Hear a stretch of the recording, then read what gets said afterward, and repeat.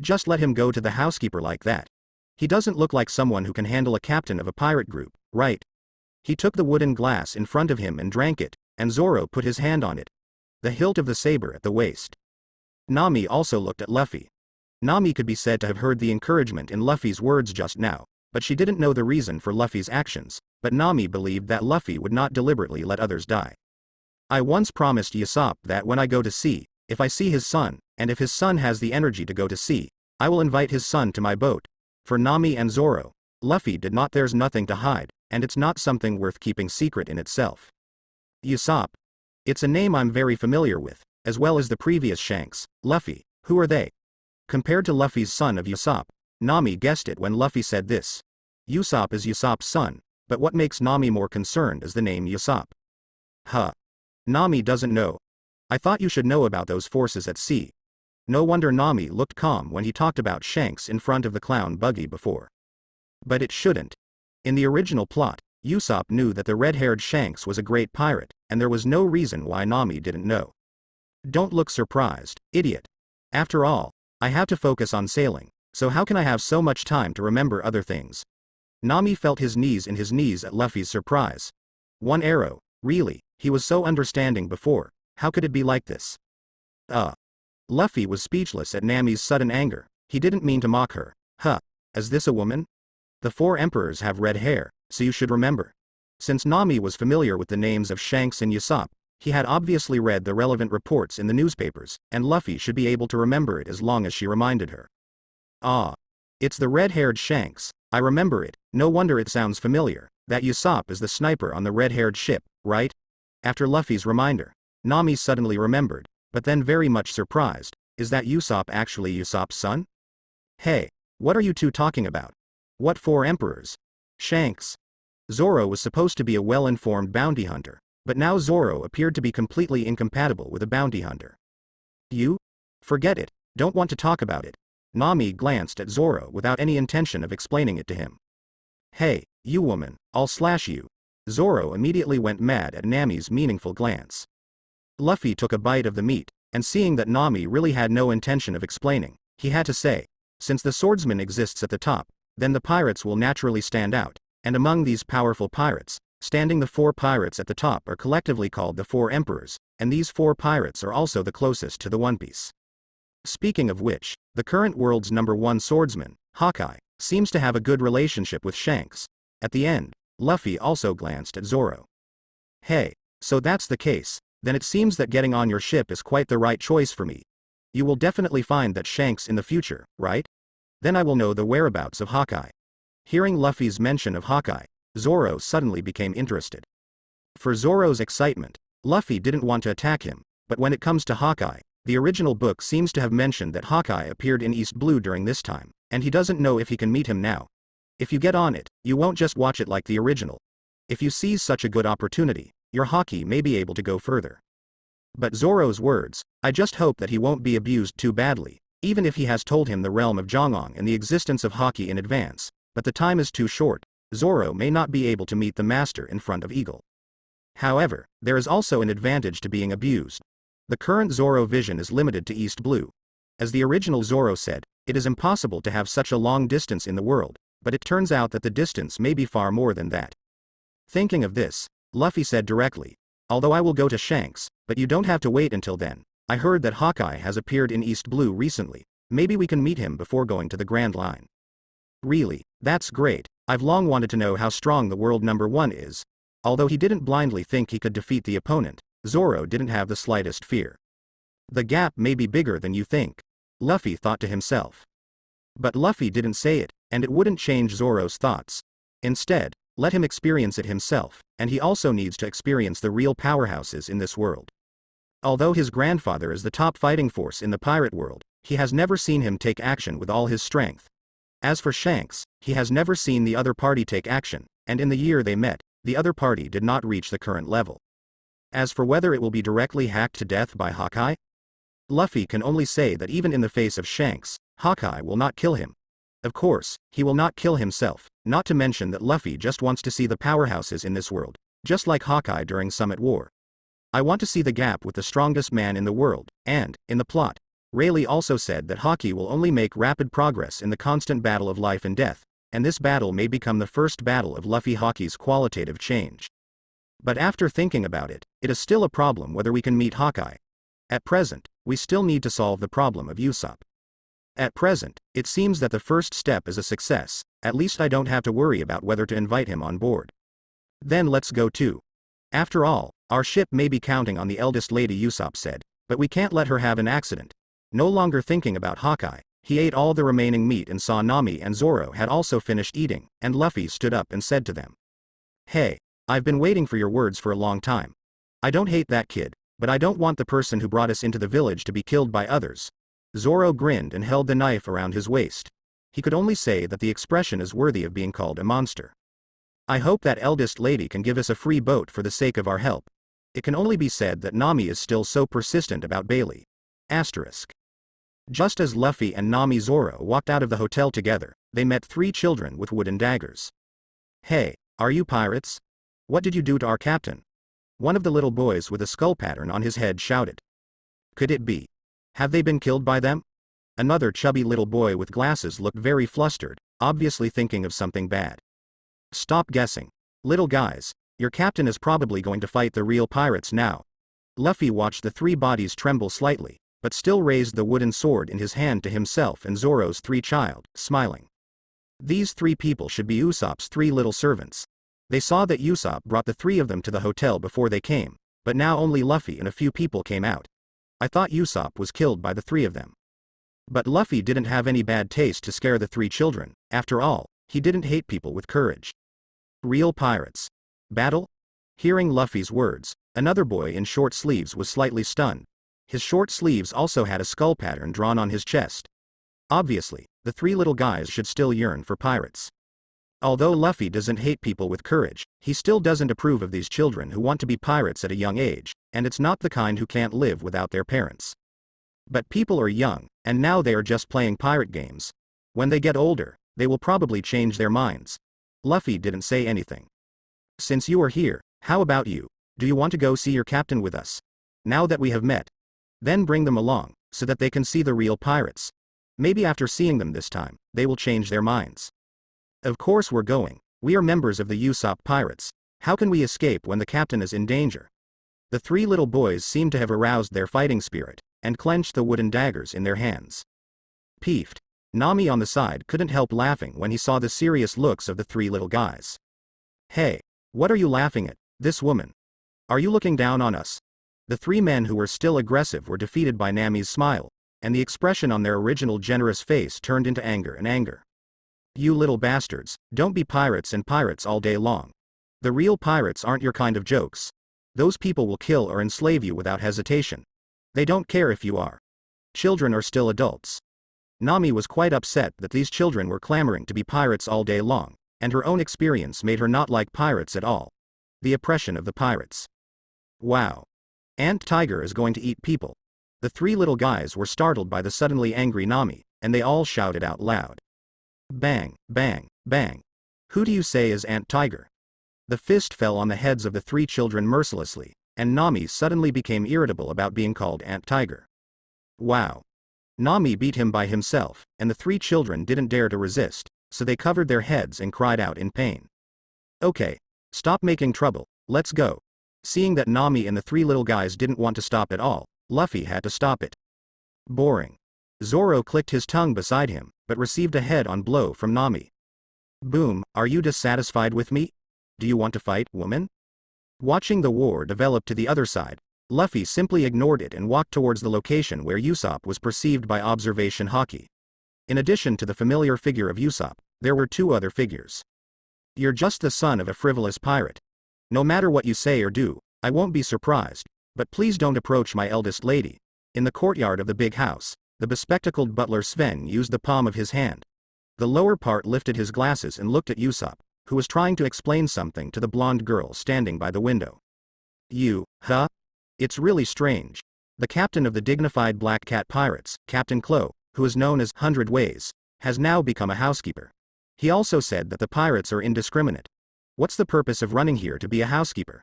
Just as they followed their perceptions to this rather luxurious big house, Luffy and the others heard the housekeeper, now called Krabatel, scolding Usopp. The sudden voice startled the three people present. Usopp turned his head to look at Luffy and the others in disbelief. Hey! Why did you bring Onion in them? Didn't you say this guy is a pirate? It's too dangerous to bring them here. This gentleman. Please don't slander Krabatel. He is the housekeeper of our house, not the captain of the Black Cat Pirates.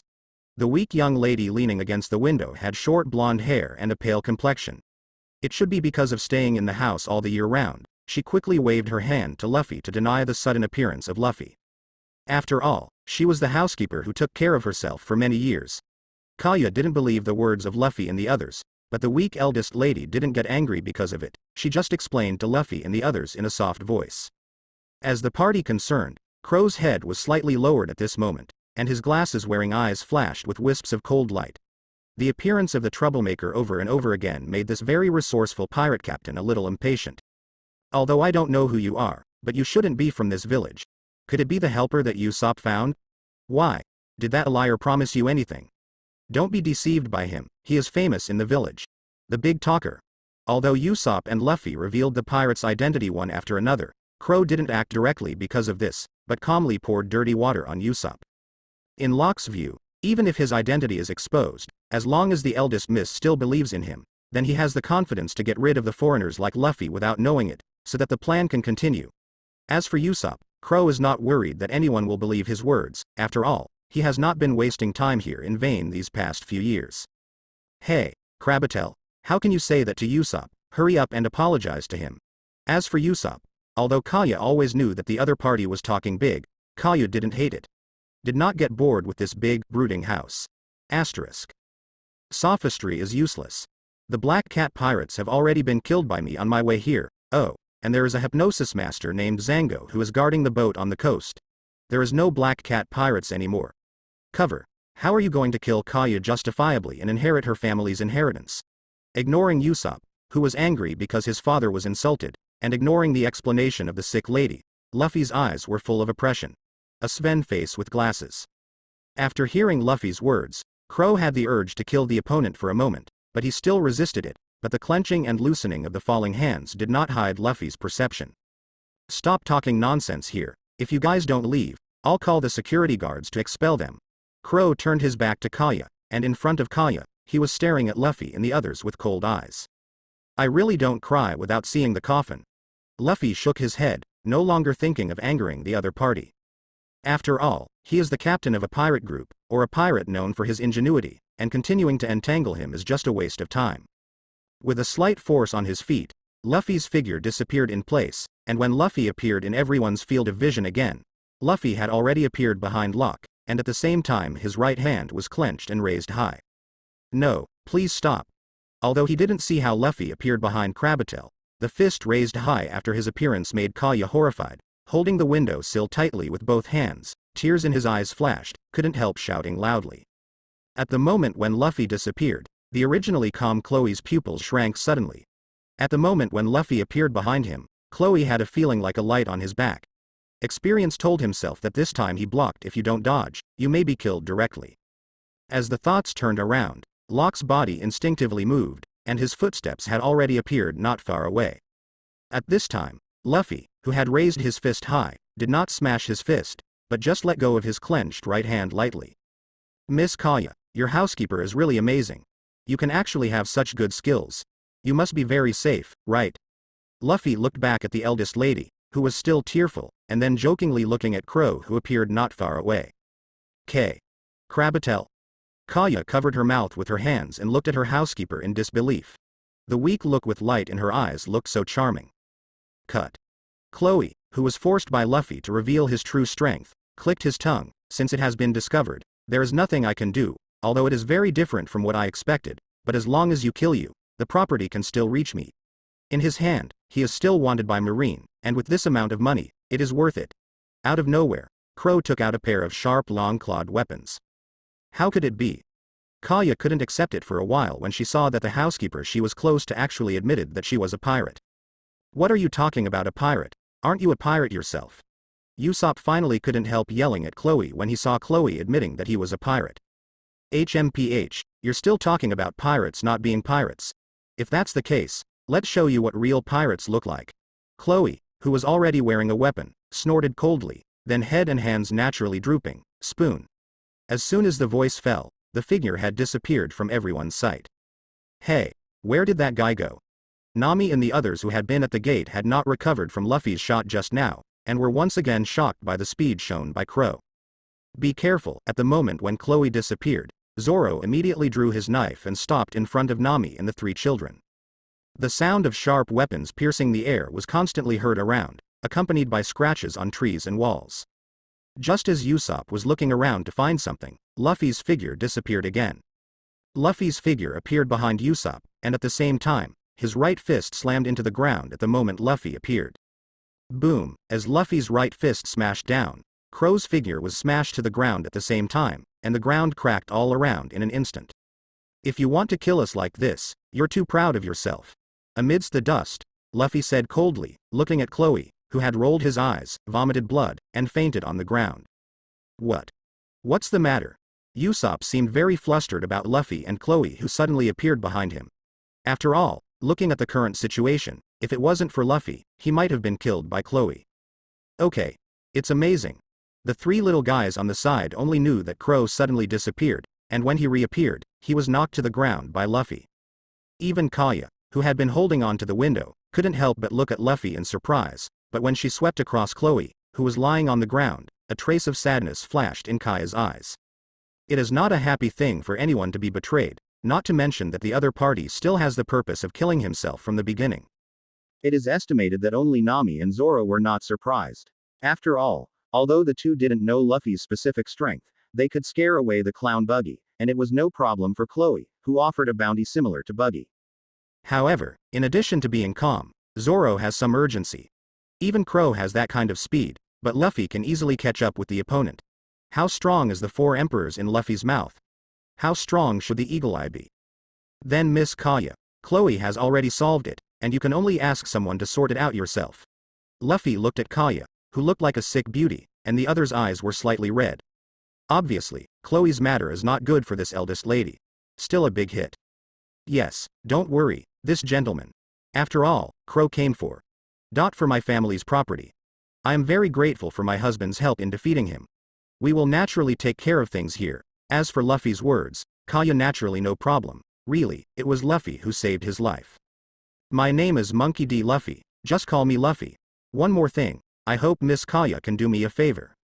Mr. Luffy might as well say it straight. Kaya had no reason to refuse Luffy's request. Although he didn't know what the other party needed, he was not someone who would make excessive demands if he wanted to come. It's not a big deal. I need to buy a boat, can Miss Kaya have a way? Asterisk. Ah. Look at Luffy, it's actually a caravel. Nami exclaimed, pointing to a dhow moored on the shore of the West Lob village, his eyebrows full of love for the new boat. Luffy looked at the familiar and cute sheep's head bow with a smile on his face. This is the first ship in the true sense that he has owned since he came to this world. It's really good. It must be very comfortable to sleep on it. Even Zoro showed a satisfied expression when he saw the ship. It's good that you like it. I really thank you for your help. Otherwise, if something happens to the eldest lady, I really don't know how to explain to the deceased grandfather and wife. The housekeeper named Mary was standing in Kaya's behind him. Wei Wei bowed to thank Luffy and the others for defeating Crow. Kaya, who came out of the room, seemed to look much better. She was no longer standing in front of the window and seemed to fall down when the wind was blowing. At this time, Kaya was watching with a gentle smile. Luffy, Mr. Luffy is satisfied. The ship has prepared the necessary supplies for the voyage. For Mr. Luffy's life-saving grace, Kaya can only do so much. If Mr. Luffy needs anything else, please be sure to ask. I'll let Mary prepare as best I can. Luffy was a little embarrassed about Kaya sending ships and supplies. Although it turned out that he saved her, but after all, it was only a trivial matter for him, and Chloe was no threat to Luffy. It's alright, thank you very much for Miss Kaya's ship and supplies. By the way, does this ship have a name? No longer entangled with these things, looking at the sailboat of about 13 meters in front of him, although he already knew its name, Luffy still asked. Advance Mary, this is its name. If you are dissatisfied with the name, you can choose it yourself. As for the ship's operation method, the housekeeper Mary replied, at the same time wanting to face Luffy introduce the operation method of the Mary. The name is just the Advance Mary. As for the operation method, you can tell our navigator. Luffy interrupted Mary directly, and pointed to Nami, who was still looking at the Mary. Hearing Luffy's words, Nami turned his head and gave Luffy a blank look, and patiently listened to Mary's explanation. So, Usopp, how are you thinking? Do you want to go to sea with us? Seeing that Nami already knew about the operation of the Mary, Luffy turned to look at the long-nosed boy who had been staying beside him and didn't speak. Of course, my uncle Usopp is a man who wants to become a brave sea warrior. Speaking of which, Usopp, who was still excited, suddenly turned his head and whispered to Luffy, "But Luffy, can we discuss something?" The mysterious look on his face attracted Zoro's side glances. "What do you think?" Luffy glanced at Usopp, half smiling, as if he already knew what Usopp wanted to say. Before Usopp could say anything, he was blocked by Luffy, and he could only helplessly shut his mouth. "Then, we're ready to go. Miss Kaya, Butler Mary, let's meet again when we have a chance." Since Usopp had agreed, Luffy decided to get on the boat and set off. After spending a day and a night in Shirobu village, it was also time. Proceed to the next stop. Hawkeye, Joe Lacker, Mihawk, hope to see you before the Grand Line. Well, then, Mr. Luffy, Mr. Zoro, Miss Nami, Usopp, goodbye. I wish you all the best, and I hope we can meet again. Kaya clasped her hands on her chest, watching Luffy and the others finally board the Mary, wishing Luffy and others. Luffy and the others waved at Kaya, and then gradually moved away from Kaya's sight. "Hey, Mary, do you think I can see Mr. Luffy and the others again?" Kaya murmured to the butler beside him, looking at the Mary that had gone away and the figure on the Mary. "Miss, what are you?" Mary was a little uncertain, listening to the tone of the eldest, as if she was looking forward to the early return of her sweetheart. However, it seems that the object of this expectation is not Usopp, who tells her jokes all the time, but Mr. Luffy, who only has a relationship. Mary shook his head, thinking that he was thinking too much. Maybe the eldest lady was just out of gratitude for the savior. "It's nothing, Mary, let's go back. In the future, I have to cheer up and learn to be a doctor." Without continuing to explain, Kaya took one last look at the advanced Mary, which was about to disappear from sight, with some kind of strange light. "Yes, miss, I will collect and organize relevant books and materials for you." "Ah, it's so comfortable. It's still comfortable to sit on this kind of boat." Although the Black Cat Pirates' boat was big, it wasn't their own thing after all. It always feels awkward to sit up. Sheephead sitting on the bow of the Mary on. Luffy experienced the feeling in the anime, looking at the endless sea in the distance, facing the sea breeze with a salty smell. This feeling is really addictive. "Hey, I said Luffy, aren't we a pirate group? Why don't we have a pirate flag yet?" Usopp, who had just joined Luffy's gang, was still quite excited about becoming a pirate. His uncontrollable excitement grew from sitting on Mary's seat. The number didn't stop from the beginning. Look here, touch there, and then found that the three of Luffy didn't seem to bring the pirate flag up before. "Huh. Didn't I tell you? We're not pirates yet," Luffy replied without looking back at Usopp's mindless excitement. I seem to have said it." Hearing Luffy's answer, Usopp touched his head, but his original enthusiasm did not diminish at all. "How about we draw a pirate flag now?" Regarding Usopp's persistence, Luffy expressed helplessness, but he couldn't go back on what he promised Garp, so let's make a compromise. Thinking of this, Luffy jumped back to the deck from the bow, then draw a straw hat on the sail first. "Don't draw the skeleton for now." "Huh. I thought I was going to draw it like this." Usopp had finished drawing his long-nosed pirate flag while Luffy was talking. Zoro, who was resting on the side, and Nami, who was looking at the direction, were also interested. After reading the pirate flag drawn by Usopp, although they directly denied the other party's results, the two were still surprised by Usopp's ability to draw. "Don't draw the skull flag first, just draw a straw hat on the sail, and then draw the skull when we are wanted. After all, I promised someone else." In the boundless sky, white clouds floated leisurely, and the warm sunshine was scattered on the blue sea, accompanied by the sea breeze, and the jagged waves appeared. A small brig floated on the sea. The bow was a lovely white sheep's head, the sails were raised, and a simple straw hat was drawn on the upper part. "Nami, how long will it take to get to the restaurant on the sea?" After the excitement at the beginning, Luffy, who had been sailing at sea for about 3 days in a row, already felt quite boring. "When I read comics before, I felt very envious of sailing freely on the sea, riding a boat, basking in the sun, and blowing the sea breeze. It was not until I really stayed at sea for a long time that I realized that I really couldn't do anything on a boat. In the case of the restaurant on the sea, it will take about a week to see the sea journey, but there seems to be a small island nearby. We can go up and replenish it." You are too good to eat, Luffy. Obviously, the materials given by Miss Kaya should be enough for a week. I measured it, and I almost finished it in 2 days. Looking at Luffy sitting on the sheep's head, Nami replied after comparing the nautical chart, and also complained about Luffy's food intake. Because of the Mary, Nami can now take a bath on the boat every day, and she doesn't know when she bought the clothes. At this time, she is wearing a pure white dress, showing snow-white fragrant shoulders, and a little hollow part on the back as waist length. Her orange curly hair was covered, and the skirt reached her knees. The curves of her body wrapped in the dress made Luffy's eyes light up when he looked back at Nami, and instantly felt that sailing wasn't so boring anymore. Feeling Luffy's seemingly non-existent gaze, Nami blinked at Luffy, and then in Luffy's astonishing eyes, he stretched his waist greatly, and the already charming body curves stretched out even more attractively. The more you eat, the more energy you have. By the way, is Zoro still exercising? Where's Usopp? With a firm will to look away from Nami, Luffy asked about the other two. Zoro is still lifting his barbell. As for Usopp, I don't know what he's tinkering with. He's been in the warehouse for the past 2 days. But Nami was still very happy that the two of them were busy. Just a little more time with Luffy. For Luffy, Nami has always had a different affection for Luffy since he was rescued 5 years ago. Now that he has finally embarked on a sailing journey with Luffy, this strange affection seems to have begun to sprout. Huh. Are there any thieves patronizing the safe sailing? How can I look at you two more in the open and plundering? The first time a stranger broke into the Mary, Luffy jumped directly from the bow to the deck, stood beside Nami.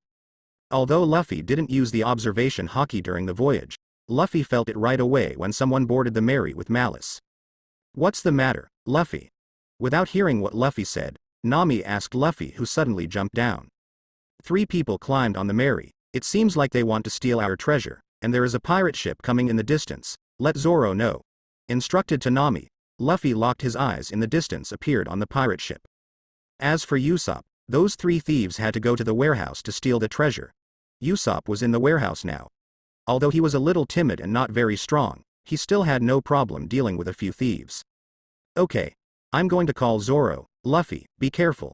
But those thieves actually came to steal my Bailey. Luffy, you have to teach them a good lesson. There is not much worry about these pirates, Nami, but the unexpected someone dared to steal his Bailey. Nami said he was very angry. Although Luffy has seen Nami's wealth-obsessed attributes many times, he still finds it very strange. Is wealth-obsessed born? Nami, who was wearing a dress, could only move in small steps when running. Looking at the back of the other party's trot, Luffy realized that Nami was still wearing high-heeled shoes, which matched the body swing driven by running, which made Luffy's eyes reluctant, moved away. But now is not the time to appreciate it. Although the pirate ship on the opposite side has no existence that can threaten Luffy, through observation Haki's perception, there are actually 2 beings on that ship that are stronger than Chloe. Could it be a theatrical version? Existence in? Ha ha ha, you thieves, know how good I am, Usopp. The sound of ping and ping from the warehouse made Luffy's veins jump, who was staring at the pirate ship in the distance. Is this TM Lousy's new ship going to be damaged in just a few days? Usopp, you bastard, can you be quieter? If there's any damage to the Mary, I'll paint you. This was the first time Luffy roared so loudly, and now there is only one of the funny trio left.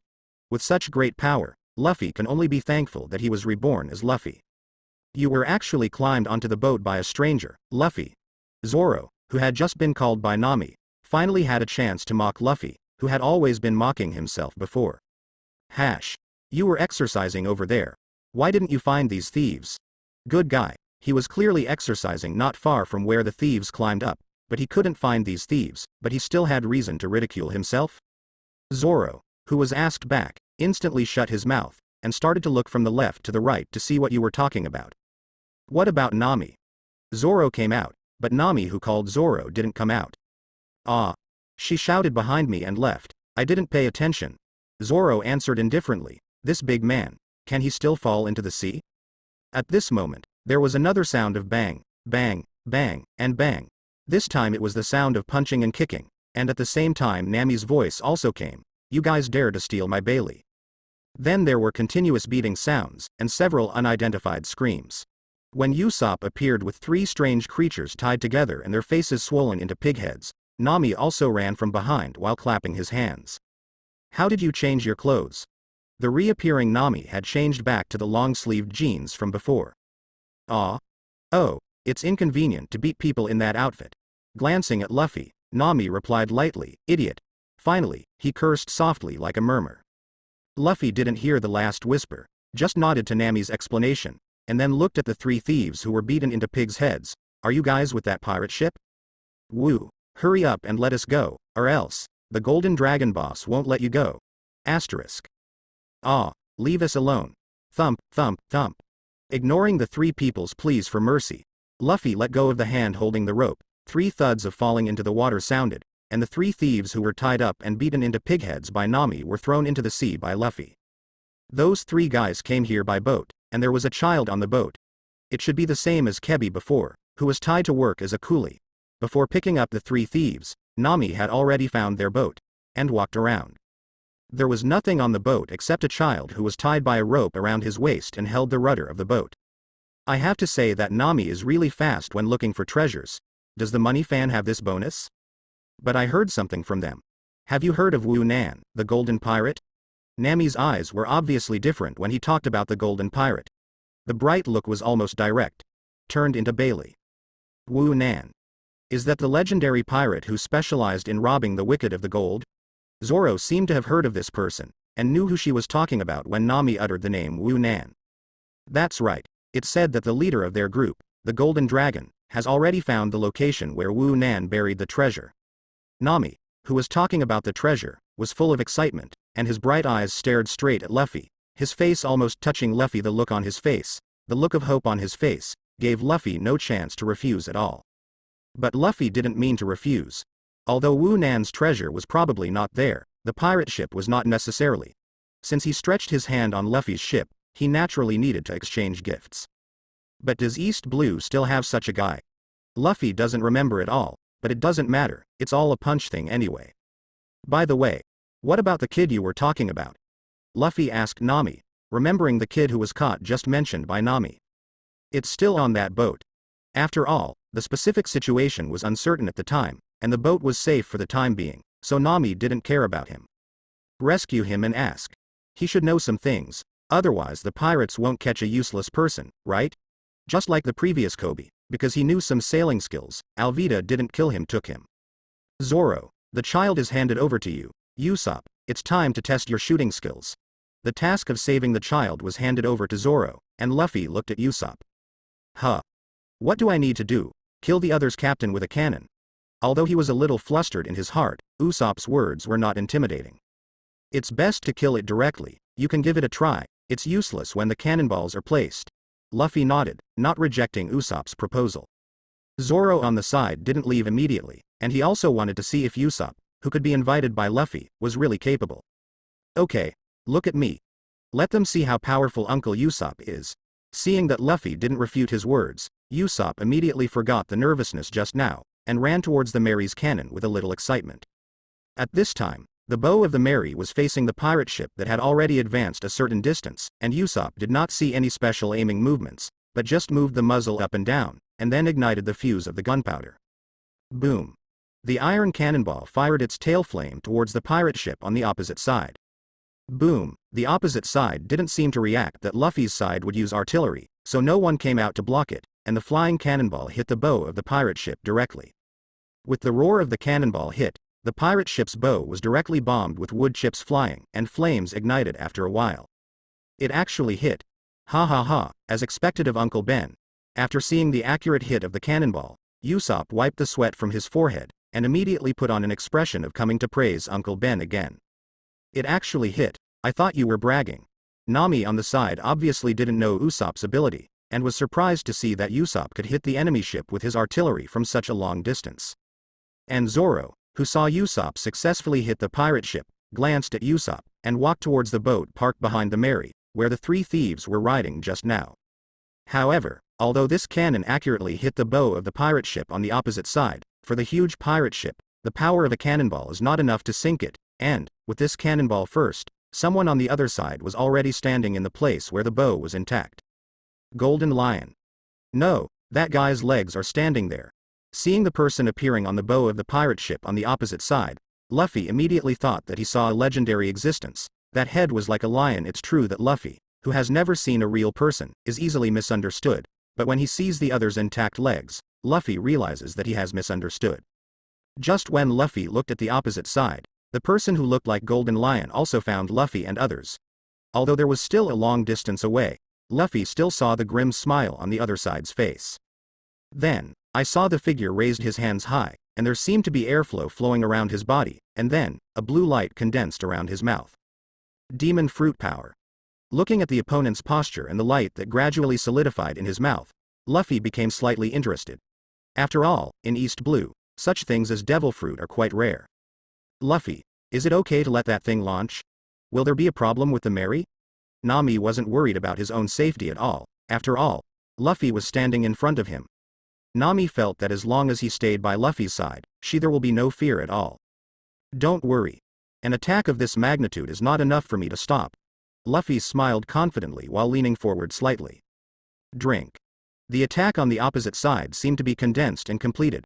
With the loud shout from the other side, the blue light in the mouth finally formed a straight beam and shot towards the location of the Mary. The originally calm sea was split by this beam, and the waves spread to both sides of the beam. Facing the attack of the beam that carried the mighty power and seemed to split the sea, Luffy looked calm, and held onto the beam with his left hand. The straw hat that swayed slightly in the wind, squatted down, clenched his right fist, and covered it with the dark armament Haki.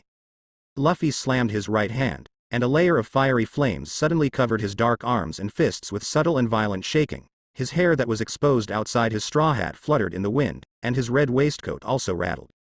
Fire fist. The fist wrapped in the blazing flame slammed out violently. With the blessing of rubber fruit, the arm quickly stretched, and finally, the dark fist wrapped in the flames suddenly collided with the blue light beam that came running. There was no stalemate in the confrontation stage. The jet black right fist wrapped in flames smashed the original blue beam with a thunderous momentum, and after defeating the beam, it blasted towards the starting point of the blue beam with undiminished power. As the fire fist continued to charge forward, the seawater along the way was continuously evaporated by the high temperature, forming mists on both sides of Luffy's outstretched arms. The man with the golden lion hairstyle watched in astonishment as his attack was easily defeated. Even if the black fist wrapped in flames approached quickly, there was no response, and he was struck by the flame fist violently like a fool. Huaquan continued to move forward with the lion man who was hit, and the large-scale pirate ship suddenly collapsed under the impact of Huaquan and the huge size of the lion man. For a time, the fire was everywhere, accompanied by the screams one after another, and people kept jumping off the pirate ship. Those who were directly hit didn't even have time to scream, and they died under the flame fist that wrapped Haki. I saw that there was a swordsman on the opposite boat and gave it to Zoro, but it seems that the force was too much. Looking at the pirate ship not far away, it was split in half from the middle and kept sinking. With regret, he withdrew his right hand. Snapped, with the sound of a stretched rubber rope suddenly loosening and returning to its original shape, Luffy stretched out and burned with flames, and Haki's black right hand returned to its normal appearance. This. What is this? Usopp, who was still in a hurry because of the surging blue beam, seemed to be stimulated by some kind of stimulation for a while. The boss with his eyes wide open and his mouth open, he couldn't even speak. Not to mention bad. Even Nami, who was mentally prepared for Luffy's strength, had his eyes wide open, his hands covered his mouth, and he looked at Luffy in shock. Is this your true strength? Luffy. Zoro, who came back from saving the man, happened to see this scene, and his originally fierce eyes were slightly dull. Obviously, Luffy's strength just showed him very surprised. As for Zoro's question, Luffy is non-committal, so it's still a matter of vision. This kind of strength is shocking to those who have never been out of East Blue, but if you get Grand Line or New World, you can take Luffy's trick. The first half of the Grand Line doesn't seem to be able to catch a few people, but in the New World, there are countless people who can make such an attack. Of course, Luffy's strength doesn't stop there. Although this Fire Fist is powerful, it's not Luffy's strongest trick. Only the strongest move. Okay, don't be surprised, there will be more people who can do this kind of move in the future, but there is no time to surprise each of you, and when you get to this point, you will find out. This kind of move is nothing more than that, so it is the right way to strengthen your own strength. Luffy said this to Zoro and Usopp. Zoro didn't need to say more, but Usopp had to mention, if according to the original book development, if Usopp can only rely on luck to defeat the enemy, it will sooner or later not be able to keep up with the footsteps of Luffy and others, which is not what Luffy wants to see. Moreover, in terms of the physique shown by Usopp, he is also qualified to awaken armament Haki. If it is true that he can only awaken observation Haki in the later stage as in the original work, it is really unreasonable. As for Nami, it can only be said that the favored one has no fear, at least until Luffy falls. It is impossible for Nami to always be taken away by the enemy like the original. It's better to drive the ship when you are in a daze, otherwise the treasure on the other side's pirate ship will sink to the bottom of the sea together with the pirate ship. Looking at the people who were still in shock, Luffy reminded at the right time. Usopp, Zoro, hurry up and start the boat. If you let those treasures sink to the bottom of the sea, you can say goodbye to the food in the future. Hearing Luffy's words, Nami was the first to come back to his senses, and then turned to see that he was still there. Zoro and Usopp, who were in a daze, and Nami, who was so anxious, took out the aura of the Mary's treasurer and yelled at them. "Don't go too far, you woman." Zoro, who was yelled at by Nami, immediately woke up. Although his mouth was cursing, his body was still very honest and rode the oars in case of emergency. After all, but it still has to be right. Nami, don't be so loud all of a sudden. Usopp, who was already in extreme shock, shuddered again at Nami's roar, and almost turned his back, but in order not to starve in the future, he also shivered. He could only walk towards the oar on the other side full of humiliation. Peeved. Luffy couldn't help laughing at Nami's mysterious aura, but it quickly attracted Nami's glare. "Luffy, don't laugh, hurry up and help, you will eat the most on the boat." Nami, who is very obsessed with treasure, even Luffy obeyed the order. Stunned by Nami's roar, Luffy had to paddle with the other two. There will always be a chance for revenge in the future, Luffy muttered to himself, hoping that Nami won't cry and beg for mercy. As for the child who was brought up by Zoro, he was dumbfounded by Luffy's strength and Nami's powerful aura, and he couldn't recover for a long time. With the efforts of the three of them, the Mary quickly rowed to the side of the pirate ship that was about to sink. Although the ships near the sinking ship were easily attracted by the Uzumaki caused by the sinking ship, with Nami, a genius navigator, this small difficulties are of course out of the question. Faced with the treasures that were about to sink, Nami was a little excited and wanted to jump down and pick them up, but was immediately stopped by Luffy. "This is not a place to go. In the sea, the demon fruit power is not very good. Good way. Idiot. Aren't you a rubber guy? Wouldn't it be better to wrap my hands around me? If there is any danger, I will signal you as soon as possible." Although I am glad that Luffy cares so much about herself, it is about treasure, and Nami will not give up easily. As for Nami's persistence, Luffy could only reluctantly accept it, and what Nami said was also a way. Although he fell into the sea, he would be completely powerless, but if his arms were only submerged in seawater, then it would be completely fine. And he and others are not real pirates, and they really need money in exchange for food supplies. Luffy no longer hesitates, stretches his right arm and grabs Nami's slender waist. In order to prevent accidents, he circles it several times. After being surrounded by Luffy's outstretched arms, Nami tied his hair up and jumped off the Mary without hesitation. "First, I quickly searched the unsinkable hull. I was lucky. Most of the treasures were still in the unsinkable cabin." With the speed of Nami picking up the treasures, Luffy quickly received a large bag of treasures with his empty hands. I don't know why Nami's strength suddenly became so great at this time. While Luffy and Nami were still rescuing the treasure, Usopp had already pulled out his slingshot, and rotten eggs were precisely shooting at the pirates desperately trying to get on the Mary. For those pirates who were still struggling, after being hit by rotten eggs in the eyes or even in the mouth, the mental and physical torture made them unwilling to give up the idea of climbing on the Mary. Although Luffy has been paying attention to Nami's situation, he also frequently looked at Usopp's shooting, not to marvel at the accuracy of his shooting, but where did so many rotten eggs come from? Luffy can't remember that there are so many eggs in the supplies, the key is all broken rotten eggs. Hope his rotten eggs are hidden, or if the Mary smells like rotten eggs, Luffy doesn't mind throwing them all away. Zoro is still paddling manually. There is no way, if no one is paddling, the boat will be spun around by the unstable waves around, or it will be smashed by debris from the nearby pirate ship. It didn't take long for Nami to pull Luffy's arm around her waist, signaling that Luffy could pull her up. Luffy didn't hesitate, and his right hand shrank directly, leading Nami, who was entangled, to ascend towards the Mary. In order to prevent Nami from being rubbed by the hull, Luffy slammed Nami in the treasure bag she was carrying up. And Nami, who was thrown into the air, did not panic. First, he threw the bag he was carrying on the deck of the Mary, and then adjusted his position a little. Before Nami was about to fall on the deck, Luffy was still wrapped around Nami's waist. With a little force on his arms, He hugged Nami's entire body in his arms, and Nami also took advantage of the situation to hook Luffy's neck with both hands, and wrapped his feet around Luffy's waist without falling behind. The whole person hung on Luffy's body like a koala. Because they were all soaked in water, Nami's clothes were completely attached to his body, and Luffy seemed to hug Nami's exquisite body directly, which made Luffy's heart feel hot. Suppressing the fascination in his heart, Luffy put Nami down steadily, and the arms wrapped around Nami's slender waist were untied layer by layer, and finally returned to its original state. I made it this time. So many treasures can be exchanged for at least 10 million Baileys. Nami didn't care that Luffy saw and touched him, immersed in it. Okay. Since the treasure has arrived on our ship, it won't be taken away by others. You should go and change your clothes first. I'm not the only one on the ship, and it's so troublesome if I catch a cold or something. Nami had no plans to change clothes at all, and Luffy had to remind her that it would be fine if she read it herself. Luffy didn't want Nami to be seen like the original and didn't care at all. Oh man. Hearing Luffy's undisguised words, Nami finally recovered from the state of being obsessed with treasure. Naturally, Nami didn't care about being seen by others, but only Luffy was here, and the others were busy not far away. Well, with Luffy's body covering them, they couldn't even see them if they wanted to. Also, why did you change your clothes before? Not because you just want to wear it for someone to see. Got it. I'll change it right now. Although she muttered in her heart, Nami obediently returned to her room in a hurry.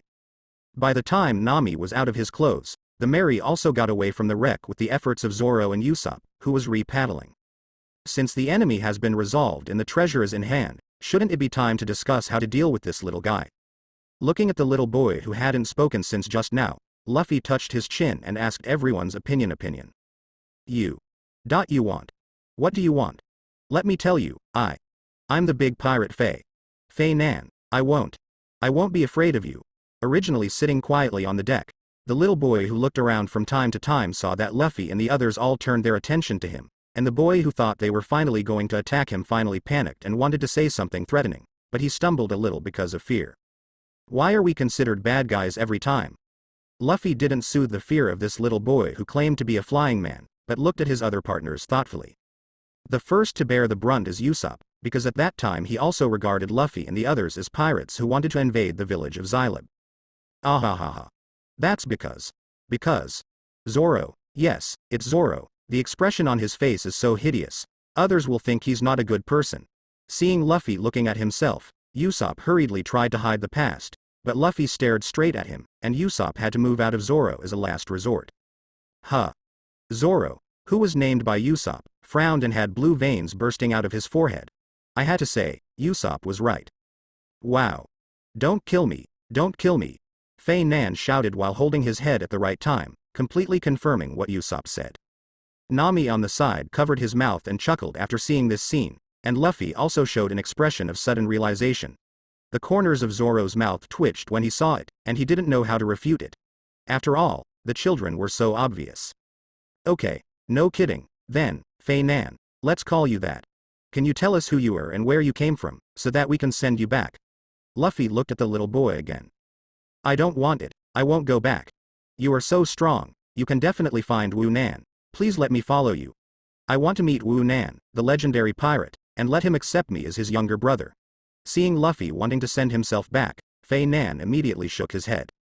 After finally getting the news of Wu Nan, I must see the other party, and it is best to let the other party accept me.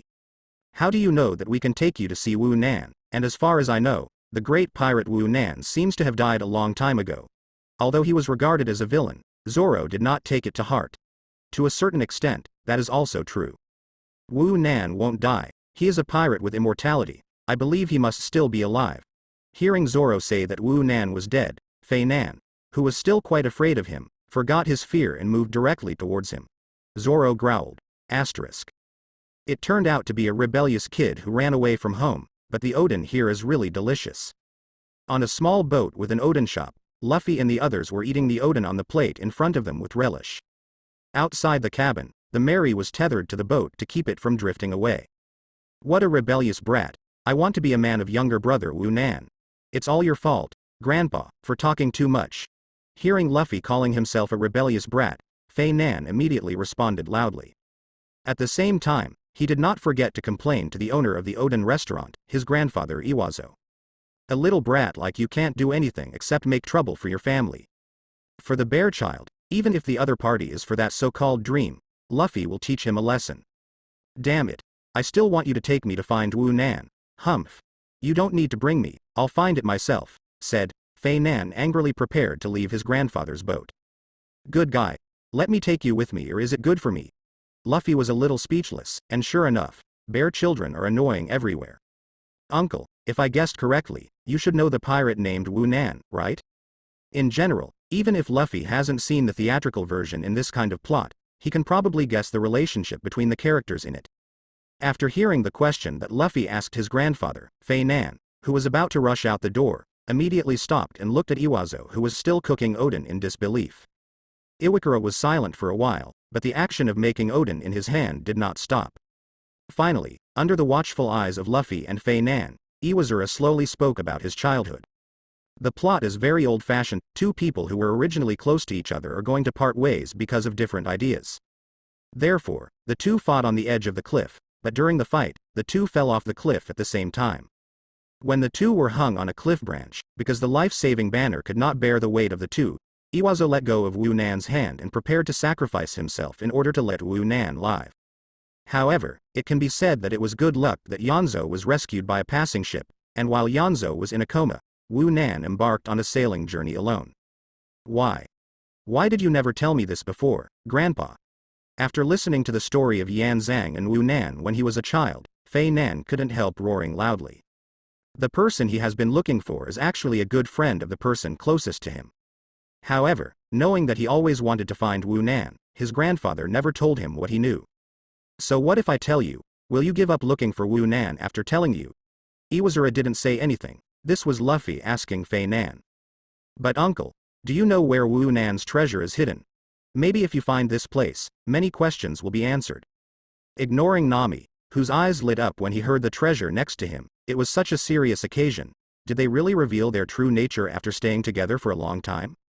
Originally, according to Fei Nan, the previous captain of the pirate group, Golden Dragon, had already obtained the map of the treasure. But now that everyone has sunk to the bottom of the sea, Luffy can only directly ask Yonzo, who is Wu Nan's good friend. Also, if he's still alive, maybe he'll be able to see him where he hides the treasure. If he wants to come here now, he'll definitely be willing to sit down and taste the Oden I made. Iwazura did not refuse, but agreed with a slight sigh. And Fei Nan, who had been standing beside the boat, also quieted down and had no plans to leave. In that case, let's go. By the way, uncle, how much does the Oden we eat cost? After eating the last bite of Oden, Luffy looked at Nami and the others, and found that they had already finished eating, so he was ready to pay and set off. It's impossible to eat the Overlord meal. With Nami around, you don't have to worry about money, and with Nami's character, he won't take advantage of ordinary civilians. Forget the money. If I can save Hiro from the pirates, I'll take it as my thanks to you. Hearing Luffy's words, Iwakura waved his hand. And Nami, who was about to take Bailey, also stopped, and then Luffy seemed to see Nami sighing slightly, simply. Wu Nan has always liked to hide treasures on the highest cliffs. If I guessed correctly, the treasures should be located there on the cliffs. With Yanzang, a person familiar with Wu Nan leading the way, the group did not walk long before arriving at their destination. After arriving at the island, Iwasaka pointed to the circular cliff in the distance. Luffy and the others did not pause, and continued to move towards the cliff pointed to by Iwazo. There was no road leading directly to the top of the cliff, and they could only be climbed up. The group was led by Luffy, followed by Nami, Usopp and Iwakura, and at the end, Zoro pulled Hiro. It's so high, this cliff.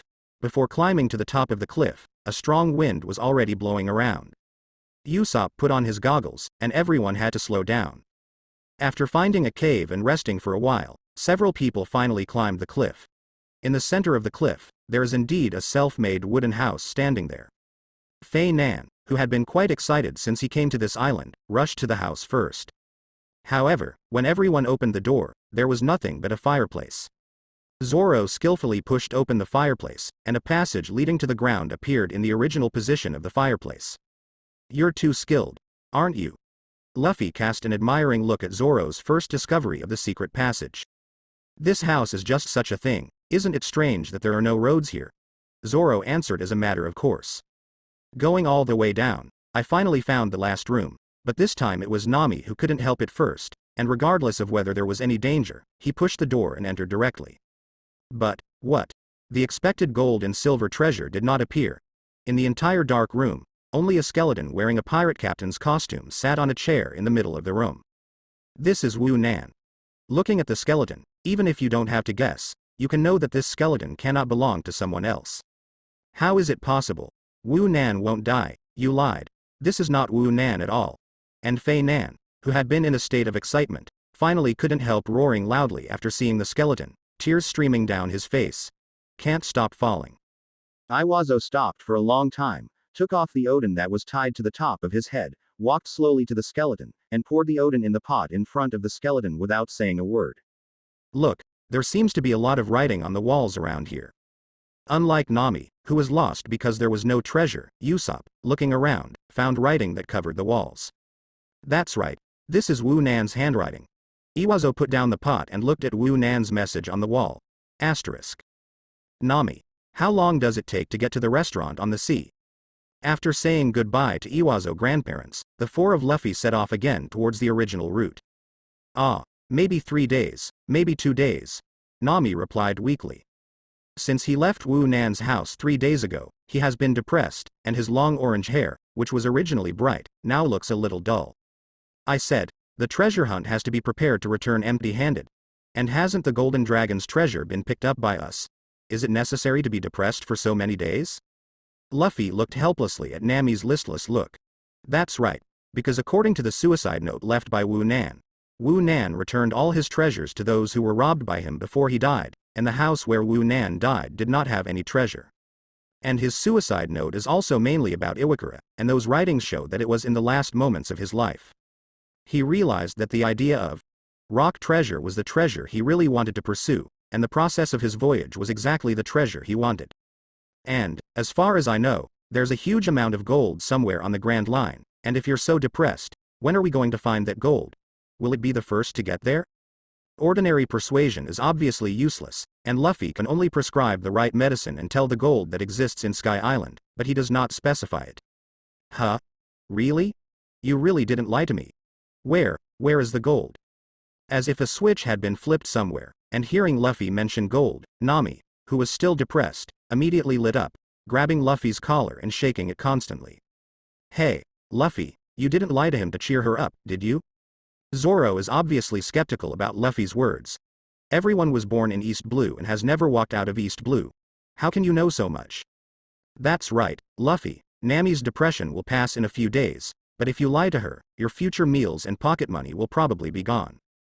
Usopp on the side obviously didn't believe it either, he thought Luffy was more bragging than him. Luffy, you shouldn't lie to me, right? After Zoro and Usopp expressed their disbelief, Nami's spirits began to slump again. With tears in his eyes, his hands clasped in front of his chest, he looked at Luffy so beautifully that Luffy couldn't refuse. You must have heard the story of the big talker Rolando. All I can say is that Rolando is not a liar. Not much to say. Luffy thinks it's enough to say so much, and the rest will be discussed when they actually get to Sky Island. Rolando. You mean the Golden Land really exists? After hearing Luffy say that Rolando was not a liar, several people who knew about Rolando's story immediately became interested. And the most important thing in this story is, of course, the Golden Land where Rolando died. Hearing the news that Luffy actually had the Golden Land, Nami's spirit that was about to go down again immediately reversed 180 degrees. Those watery eyes completely turned into Bailey's shape, and they looked straight at Luffy like that. So if you want to get the gold early, you have to cheer up, or someone else might take it away later. Luffy didn't explain much, glanced at Nami with his arms crossed, and then didn't say a word regardless of Nami's pleas. Okay. Let's speed up right away, Usopp, Zoro, go paddle. Nami, who was completely aroused by the Golden Country, immediately gave orders to the two who were sitting on the side resting. Don't go too far, you woman. The two who were called by Nami immediately turned into sharp teeth and roared at Nami. Okay. Let's go to the Grand Line. Nami ignored the roars of the two and shouted aggressively with his back turned. And just like that, the Mary moved fast under the command of the rejuvenated Nami. The sea restaurant Baratie, which originally took 3 days to arrive, was stunned to arrive in 2 days under the pressure of Nami. The price paid for this was that the three people, including Luffy, were almost exhausted. Looking at the boat that looked like a big fish in front of them, Luffy, Zoro, and Usopp finally breathed a sigh of relief. After stopping the Mary, Luffy dragged Nami, who wanted to continue sailing, to get off the ship. Zoro and Usopp followed, and just like that, the four entered a restaurant called Baratie. As soon as Luffy and the others stepped into the restaurant, a figure in a suit twisted over in a weird posture. "Oh, beautiful lady, it must be love that made us meet here. Could you please show me your face and have lunch with me?" With yellow hair, curly eyebrows, a black suit, and the image of love in his eyes when he sees beautiful women, it's Sanji. At this moment, Luffy was a little hesitant about whether it was time to invite Sanji to the boat. Isn't this bringing a wolf into the house? Just when Luffy was tangled, a white arm crossed Luffy's arm and hugged Luffy, and at the same time, a soft spot touched the outside of Luffy's arm. "Ah, I'm really sorry, I've already been invited." Nami, who hugged Luffy's arm tightly, turned a blind eye to Sanji's outstretched hand, smiled slightly, and refused without hesitation. "I have a partner, so I'm really sorry." He bowed slightly to Nami, and then looked at Luffy, who was holding Nami's arm. "Tisk. You were really lucky to be favored by such a beautiful lady." Luffy silently looked at Sanji, who had a completely different tone to himself, and deepened his hesitation again. Even if he were to be invited on board, he had to get rid of his character of being unable to walk when he saw a woman. In the original book, Sanji suffered a lot for this reason. Who is this guy? He suddenly appeared to stop us. Is he the waiter in this restaurant? Maybe it was because the two were born to collide. Zoro, after walking into the restaurant, saw Sanji standing in front of Luffy and Nami, and taunted. "Huh. You really dare to say it, you green algae head. I'm the second chef here, not a waiter, remember it for me." Sanji is also not afraid of Zoro at all. When he comes up, it's better to start with a nickname. As for whether he is a guest of the restaurant or not, Sanji doesn't care at all. "Huh. Who are you talking about with those curled eyebrows?" Zoro, who was nicknamed, naturally responded. The two who had been together far away now even had their heads attached to each other. At this moment, Luffy felt that there was nothing wrong with inviting Sanji on board. After all, no matter how you look at it, he and Zoro have a different fate. Luffy stroked his chin habitually and muttered to himself. The two who were still bickering shivered in unison and looked around, as if there were some enemies around. Asterisk. Wow. The food in this restaurant is delicious. In the Baratie restaurant, Luffy and the others were eating the food on the table with relish. It can only be said that it is a famous sea restaurant, and the taste is better than any food I have eaten before. "It's really good." Zoro agreed with Usopp's exclamation. For him, it has always been a bounty hunter for a living. In East Blue, there is no pirate whose bounty is high enough to allow Zoro to spend a fancy restaurant. It is indeed the first time that I can taste the food of Baratie at this time. "Beautiful lady, this is dessert after dinner, please try it." Just when Luffy and the others were about to finish eating, Sanji placed a dessert that was obviously carefully prepared in front of Nami. "Huh? But I didn't order dessert. Wouldn't there be an extra charge?" Looking at the dessert in front of him, Nami didn't refuse immediately, but looked at Sanji with a somewhat pitiful expression. Ah, of course it's free, miss, please feel free to taste it." Seeing Nami's expression, Sanji's body immediately twisted weirdly again, and his eyes turned into pink hearts again. "Hey, chef, what about ours?" Zoro on the side looked at Sanji while picking his teeth. "A dessert of 3 million Baileys, how about it, Chlorella, do you need a serving for each of you?" Hearing Zoro's words, Sanji, who was still twisted into a ball, immediately returned to normal, and spoke with a little provocation. "You bloody curly eyebrows, cook. 3 million Baileys Zoro naturally can't come up with, and it's not necessary to have this dessert," just displeased with Sanji's obvious sexism. "Come on, Luffy, have a bite of this dessert, it tastes really good." Nami scooped a spoonful of dessert and reached for Luffy with a little anticipation. Looking at the spoon in front of him that was clearly Nami's just used, Luffy bit it while Sanji's eyes were about to spit fire. "I'm so envious, bastard, to be favored by such a beautiful young lady, damn it." Looking at Luffy's eyes closed and enjoying, Sanji couldn't bear it anymore. He could only reluctantly look at Nami's smile looking at Luffy, and left with a broken mouth. "Hey, I said you two don't go too far." Watching Luffy and Nami, who were left alone, eating desserts one by one, even Zoro couldn't take it anymore. "Ah, what? Zoro wants dessert too. Okay, I'll lend you Bailey. Order it yourself," but you'll have to pay it back 3 times later. Hearing Zoro's resentment, Nami glanced at Zoro, and scooped the last bite of dessert into Luffy's mouth under his angry gaze. 3 times? Nami, are you the devil? Usopp, who was resting while rubbing his bulging stomach, looked like he was full, and his eyes bulged out of shock when he heard what Nami said to Zoro. Just when a few people were sitting at the table to rest after eating, there was a sudden noise outside the restaurant.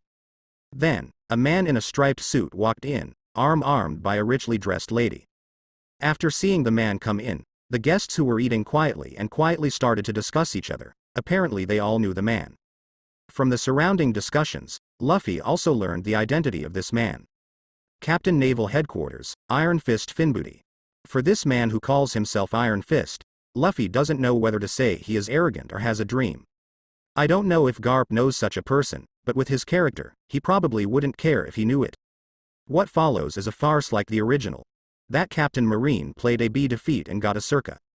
With a loud scuffle, Captain Marine's dining table was split in 2 and smashed into 2 halves. By the way, is the plot so inertial? What about the bounty hunter brothers in the original book? For the farce in front of him, Luffy just watched quietly, but at the same time he was thinking about the plot. It stands to reason that he should have advanced a lot of time, but he didn't expect to encounter this same plot as the original, and Luffy didn't know whether it was good or bad. I didn't expect that the color cook was quite capable of fighting. Zoro put one hand on the back of the chair and watched with interest as Sanji grabbed the Marine by the neck and lifted him up. It was Usopp, who was sitting in a chair with a serious face. But looking at his slightly trembling legs under the table, he didn't know what he was afraid of. But is this restaurant really okay? Beating Marine like that? On the other hand, Nami was a little puzzled by Sanji's behavior. Wouldn't this really bring trouble to the restaurant? Luffy was noncommittal. Although he was Captain Naval Headquarters, really speaking, the captain of the headquarters was equivalent to a miscellaneous soldier, right? Not to mention whether Marine has the free time to take care of this, even Finbuddy himself. I guess he didn't have the face to report that he was beaten by a restaurant chef, right? Although that's how he threatened Sanji. Finbuddy, who was thrown to the ground by Sanji, got up and was about to say something. At this time, another sailor ran in outside. Seeing his hurried look, it was obvious that something urgent had happened. Go on, Captain, it's not good. The fighter of the Krieg pirates we caught 2 days ago has escaped. What did you say? Finbuddy, who originally wanted to threaten Sanji for a few words, no longer had the idea of finding his way back. The escape of the captured pirates was not a trivial matter. Do you know where he escaped to? Hee. Boom. Before the sea soldier's words were finished, there was a gunshot from the door behind the sea soldier. Then, the sailor, who was just panting, stiffened, blood gushing out from his chest, dyeing Marine's uniform red, and then his body fell violently. After the Navy fell, the restaurant, which had been quiet because of Sanji's violence, suddenly heard various screams. At this time, at the door of the restaurant, the figure with the gun shooting suddenly fell to the ground. Food, give me food. The weak voice didn't look like he had just shot and killed. Luffy, should we go? Usopp, who was still pretending to be calm, after seeing someone shoot Marine, his timid nature was revealed, and he began to urge Luffy. Nami on the side also covered her mouth with her hand. There was shock in the bright eyes, obviously not expecting someone to shoot Marine here. I said, Usopp, if you don't change your timidity, how can you become a brave sea warrior? Glancing at Usopp, Luffy had no intention of getting up. Who said I was scared? I just got a disease that would kill me if I didn't return to the Mary. You actually give food to such a person? Should you say you are a good cook or stupid? On the deck behind Baratie, Zoro looked at the people who were gobbling down fried rice, and said sarcastically to the people who were smoking beside him. Hey, this is the back chef of the restaurant. Why are you guys coming here? Ignoring Zoro's sarcasm, Sanji just said irrelevant words. It's just that Sanji's ecstatic eyes staring at the sky made Zoro lose the idea of continuing to mock. Although you may not be able to see others starve to death for some reason, have you ever thought that because of your actions, there may be consequences that you can't bear? Zoro didn't continue talking, but Luffy wasn't the Luffy he used to be, so he had to say something. Some things, you can't make others feel grateful without empathy. Although Agent in front of him may be a person who repays his gratitude. But also because of his gratitude, he attracted the Krieg pirates who didn't know what to be grateful for. Even so, let's wait until he's full. If he wants to fight or make trouble, I'll accompany him at any time. Luffy's words didn't change Sanji's mind at all. Thanks to Ajin's tears, Sanji shoved all his plates and spoons into the sea. In that case, why don't we make a bet? Luffy felt that if he wanted to recruit companions in the future, he would have to bet with them. Oh? What bet? Although I don't feel that my actions need the approval of others, if I can get the other party to agree, then this bet is worth betting with the other party. Seeing Sanji agree, Luffy's mouth twitched into a smile. And Zoro, Nami, Usopp, who heard that the two were going to bet, also looked at Luffy and Sanji curiously for a while. But the eyes of the three were mainly focused on Luffy's face. Especially Zoro, when Luffy also offered the terms of the fight. But because of Monka, the gambling fight between the two did not materialize. Facing death, Zoro chose to join Luffy out of ambition. So what kind of bet will Luffy make with Sanji this time? My ship is currently missing a chef. The food you cook is very good in both taste and nutritional value, and this bet is that I hope you will join us. Although he doesn't know how to cook, Luffy, who helped out at Makino's bar since childhood, was also taught by Makino, and naturally knows a little about the nutritional combination of food. And with the plot of the original Kabuto at the end, Luffy naturally wouldn't doubt Sanji's level as a chef. Thinking of Makino, the gentle smile flashed across Luffy's mind, but quickly suppressed it. I can't go back yet. Sure enough, you still didn't mention what would happen if you lost. Zoro nodded secretly, although he still didn't know what to bet, but the bet Luffy had already said. Just like the bet I made with myself before, I still don't think he will lose. Your condition. Not expecting that Luffy would actually want to board his boat, Sanji immediately wanted to refuse.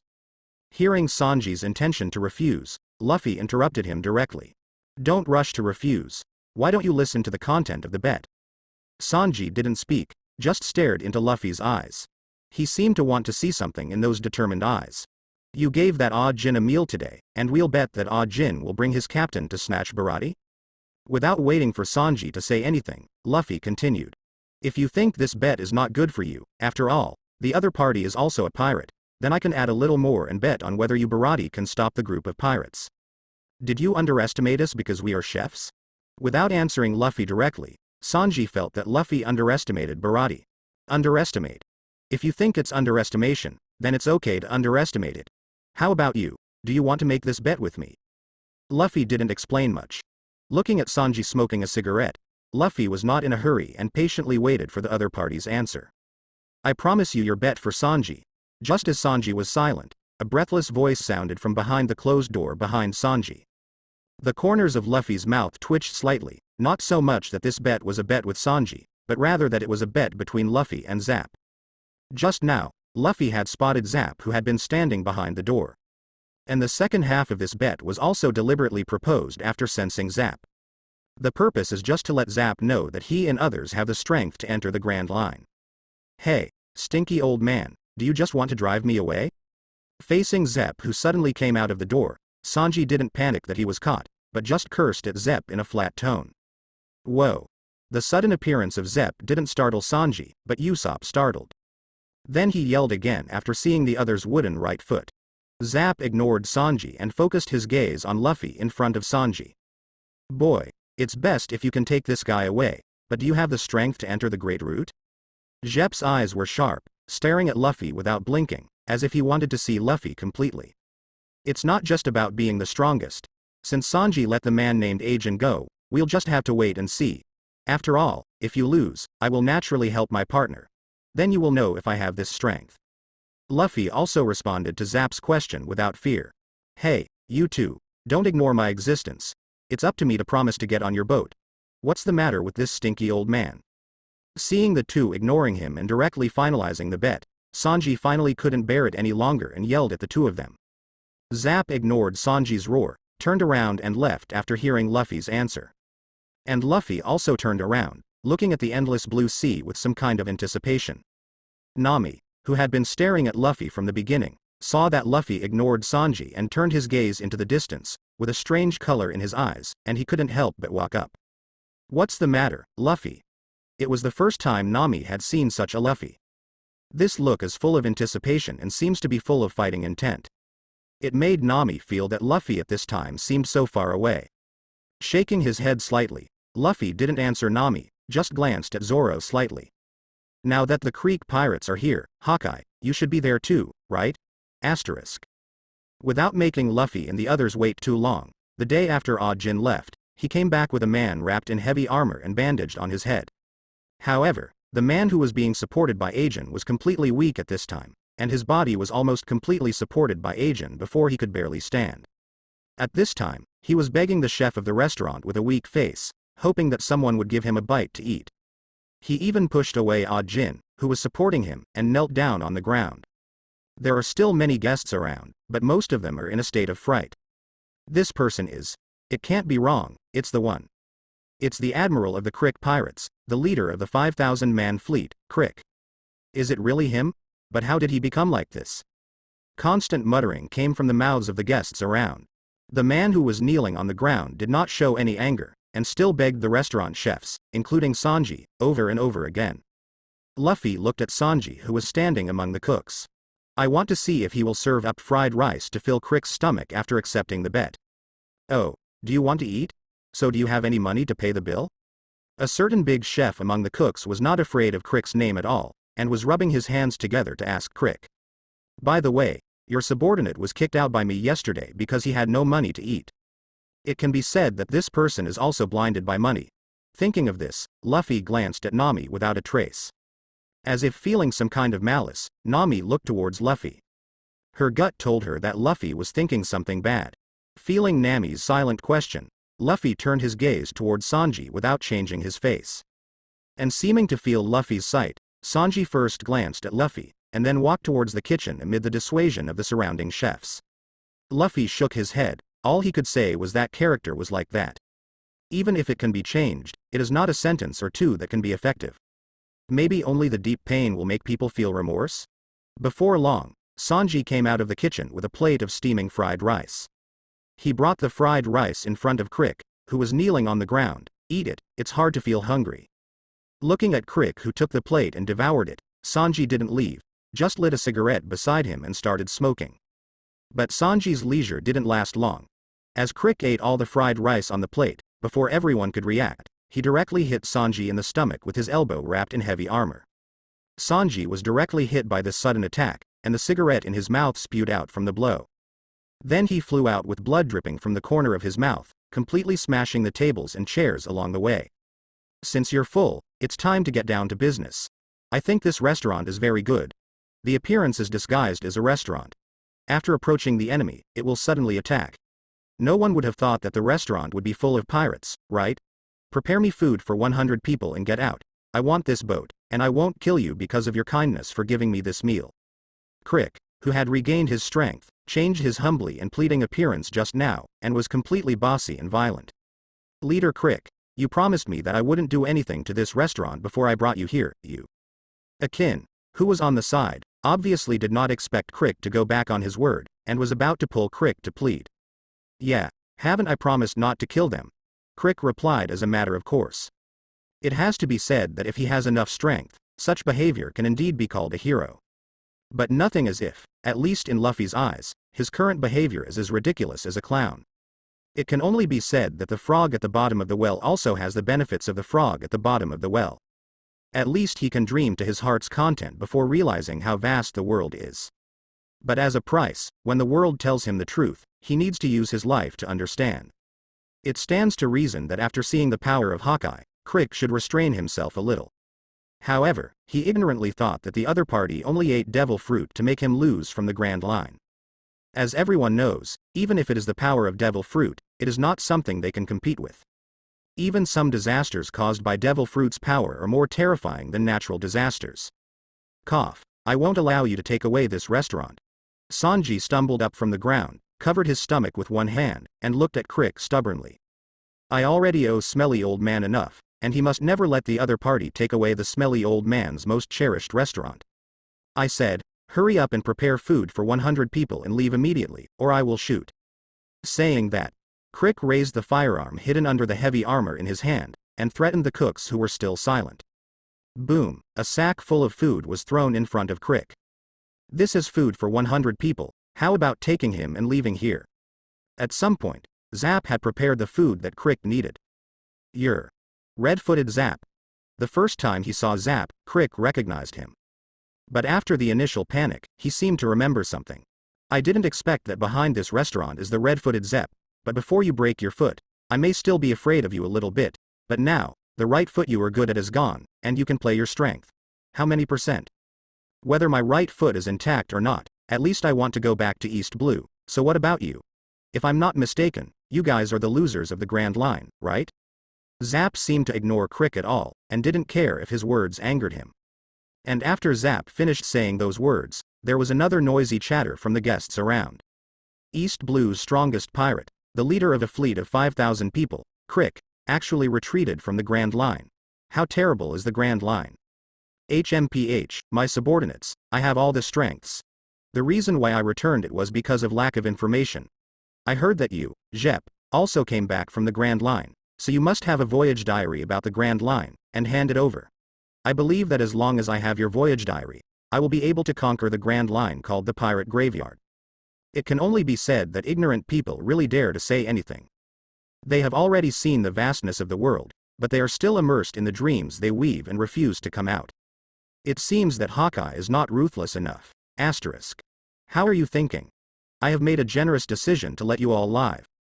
After leaving with food, Krieg came back with a giant ship. However, looking at the tattered appearance of the pirate ship, it is obvious that the formation after entering the Grand Line was not smooth. But this does not seem to affect Krieg's blind confidence in himself. At this time, he was holding his chest with his hands, surrounded by many subordinates, and looked proudly at the group of chefs on Baratie. As for Luffy and others, he was completely ignored by him. Humph. Baratie can't be handed over to you. That's right, you underestimate our Baratie chef too. The chefs of the sea restaurant responded to Krieg one by one. Meanwhile, the big cook seemed to be tinkering with something. Soon, two huge wooden boards spread out on both sides of the fish-shaped ship like fins, wrapping the whole ship inside, forming a wide square. Come on, if you bastards want to fight, we won't be afraid of you. After unfolding the fins, the big chef Patty took out a bazooka-like thing from nowhere and aimed it at the Krieg pirates. It seems that you are not ready to leave, since this. Seeing that the cooks took out their weapons, Krieg was about to command his subordinates to attack, and suddenly one of his subordinates seemed to have found something and immediately interrupted Krieg's words, looking extremely flustered. Krieg.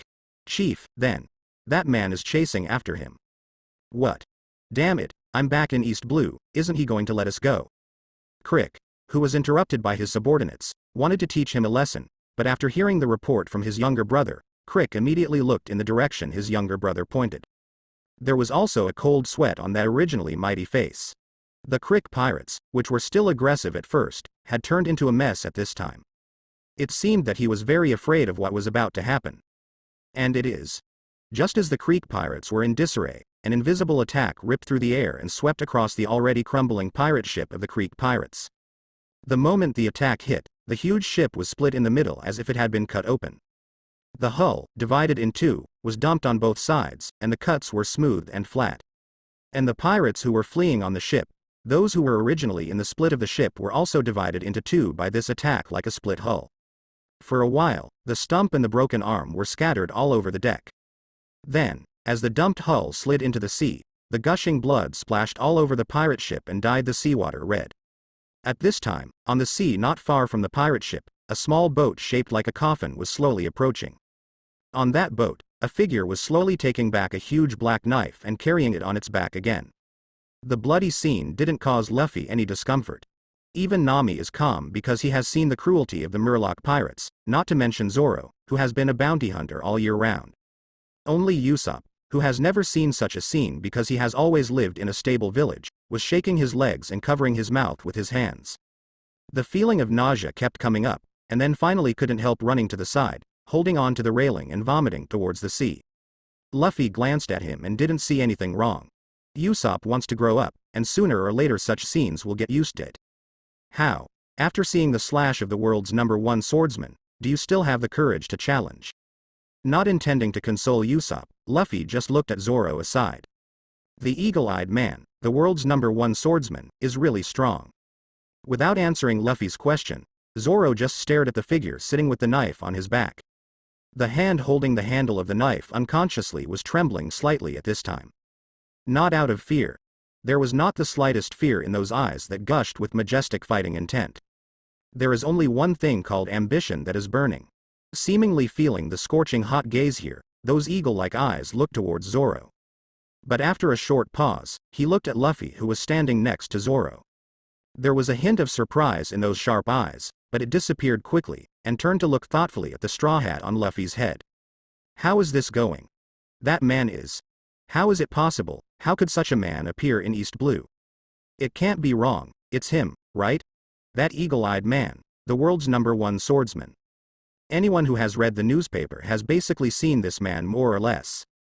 Now that they have seen the real person, the chefs of the restaurants at sea are all showing their shocked expressions.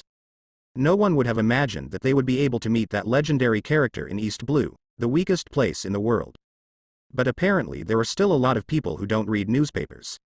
Just like that Krieg, he has absolutely no idea who Hawkeye is. Who the hell are you? We don't seem to provoke you, do we?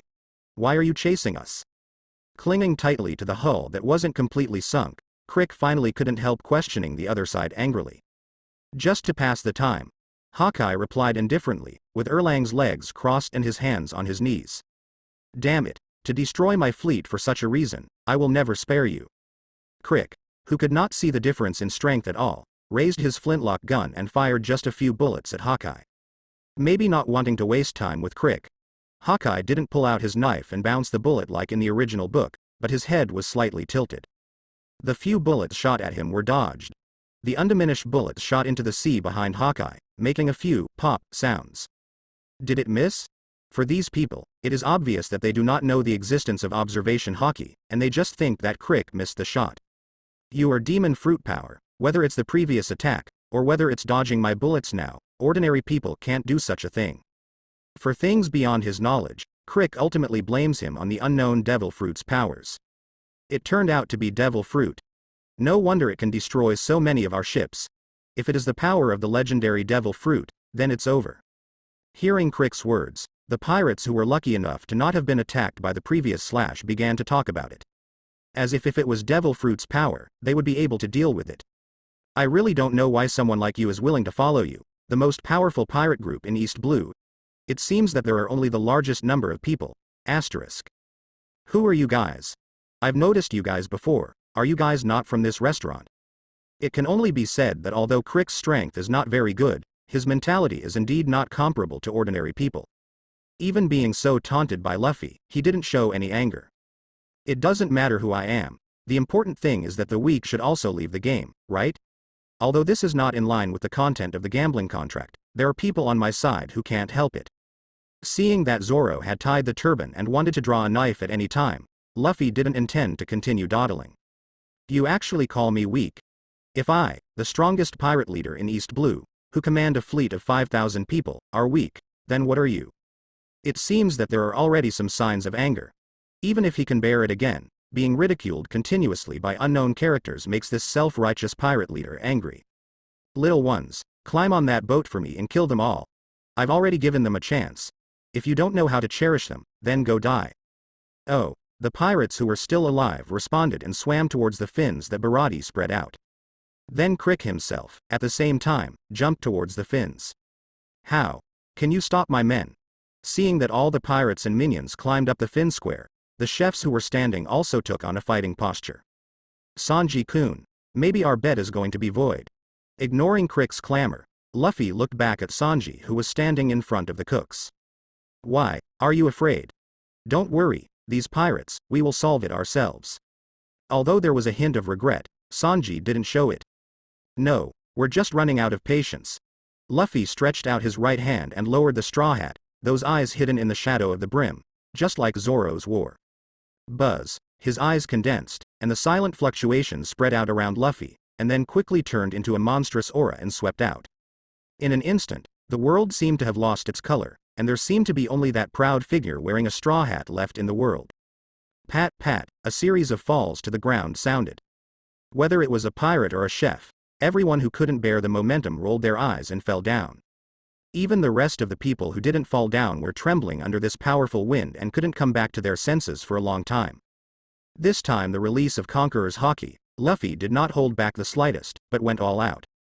In addition to avoiding Nami and Usopp, even Zoro is covered by Luffy Conqueror's haki. If even his own Conqueror's haki can't stand it, then Zoro doesn't need to challenge Hawkeye. This haki is not to frighten the Krieg pirates, but a challenge launched by the eagle-eyed face. Now this area is still awake, except for Hawkeye, who is completely unaffected. There are only Luffy in his party, Krieg, Akin, Sanji, and Zap.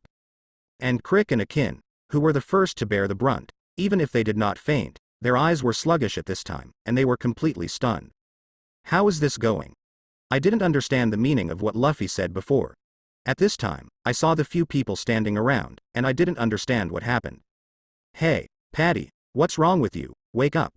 Seeing the big man beside him who had been arguing with him fell to the ground at this moment, Sanji raised him up anxiously, wanting to see what happened to him. Hey, what did you do to him? Seeing that he couldn't wake Patty, Sanji looked at Luffy, as if he wanted to question Luffy. It's just that I can't bear the momentum and passed out. I'll wake up after a while, so it shouldn't be a big problem. Jep next to him heard Sanji's roar, stopped him from moving forward, shook his head and explained. Although Zap didn't know about Conqueror's haki, he had some vision. At least it can be seen that these people just fainted. You bastard. What have you done to them? Is this also Devil Fruit's ability? When Sanji spoke up, Krieg also woke up.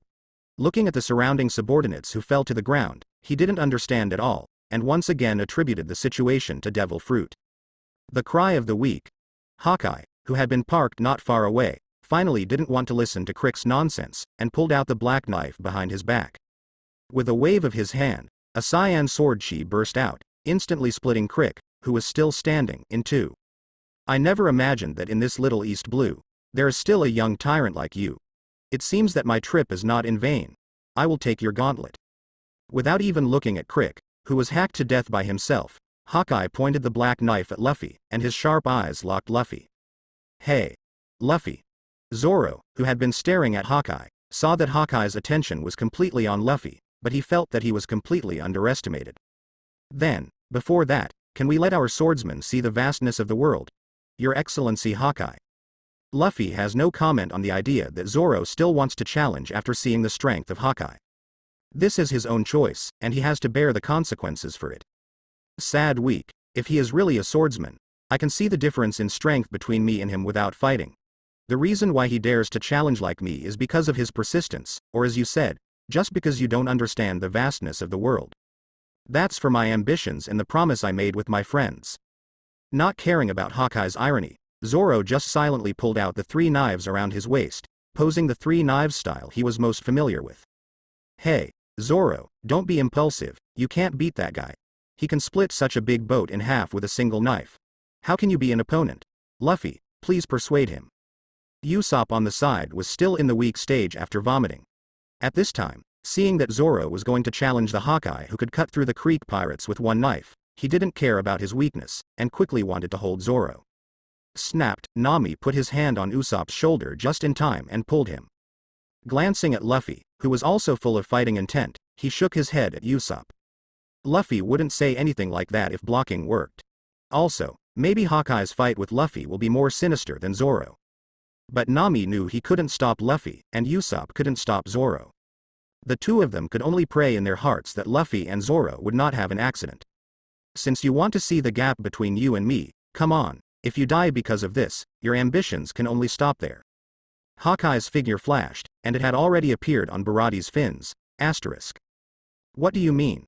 There should be a limit to looking down on people. Just when Zoro thought Hawkeye was finally going to fight himself, Hawkeye retracted the black knife that was originally aimed at Luffy, and took off the cross hanging on his chest. Opening the hood, there was a knife inside. For Hawkeye's underestimation, even if Zoro knew that the other party was stronger than him, he couldn't help but get angry at this time. I'm different from those idiots who will try their best to catch rabbits. Even if you are a famous swordsman from East Blue, and you have the request of this young tyrant, I don't think you can break through my knife. It's just that I don't have a smaller knife in my hand. For Zoro, Hawkeye really has no interest in fighting. Even if he has the courage to dare to challenge the strong. But courage does not equal ignorance. 3 swords, ghost slash. Zoro's figure rushed forward at a very high speed, his hands were crossed, and the 2 knives in his hands were held upright on both sides. In the face of Zoro's surging forward attack, Hawkeye just raised his knife forward. He looked at Zoro indifferently, and let him rush towards him with a ferocious sword. Just as Zoro was about to reach Hawkeye, the two knives that were originally crossed on both sides and the third knife in his mouth slashed down. At this moment, Hawkeye, who had been standing still, suddenly stretched his right hand forward. The knife held in Hawkeye's hand also flashed a sharp cold light, stabbing straight towards Zoro, who was about to arrive. Ding! A sound of gold and iron connected. Zoro's body, who was rushing forward, suddenly stopped, and the three swords that were about to be chopped were forced to stop on the left side of his chest. At this moment, the tip of the knife in Hawkeye's hand was precisely touching the intersection of Zoro's three knives. And that ding sound was made at the moment when the three knives and one dagger touched. How is this possible? Feeling the power coming from the tip of the knife, Zoro's proud power couldn't push it at all. Cold sweat began to seep from the forehead wrapped in Zoro's turban. Is there really such a long distance in this world? This is impossible. Zoro roared and pulled the three knives away, and began to swing wildly. What a violent sword technique. Although he was at ease, Hawkeye also felt the determination in Zoro's swordsmanship. However, even with all his strength, the three swords swung out could not break through the line of defense laid by the dazzling knife. For a time, there was only the sound of ding ding ding dong, swords colliding between the two. Boom, the fierce offensive was forced to stop by Hawkeye. However, Zoro, who was pushed away, did not stop, and after adjusting his posture, he rushed towards Hawkeye again. Tiger Hunt. With a loud shout, Zoro's figure rushed forward again. However, what greeted him this time was the knife that stabbed straight into the chest. Puff, the figures of the two stopped, and the eagle-eyed knife pierced straight into Zoro's chest. There was blood on the corner of Zoro's mouth, but he still didn't take a half step back, looking at Hawkeye with a smirk on the corner of his mouth. Zoro. After the two stopped, Nami and Usopp, who had seen the situation, finally couldn't help shouting loudly. Luffy grabbed the shoulders of the two of them and stared blankly at the scene where the battle had stopped. This is his own choice. Even if he dies because of it, it is the consequence he should bear. Even though he said that, Luffy's body was still tense. If Hawkeye is planning to kill, Luffy will directly shoot. Zoro has Zoro's approach, but Luffy has his own ideas too. Watching him get killed, at least in Luffy's eyes, was stupid. If you lose, you can win back, but if you die, you have nothing left. You refuse to retire, but that doesn't mean I won't save. Even if you lose the motivation to move forward because of this, it is because your heart is not firm enough. That's Luffy's idea. If he was afraid of failure, Luffy would not choose to challenge Hawkeye at this time. Would you rather die than retreat? Looking at Zoro's refusal to step back even though his chest was pierced, even Hawkeye couldn't help but secretly praised him. If I step back here, then the oath and promise I have made so far will be completely denied, and I will never have the face to come back here again.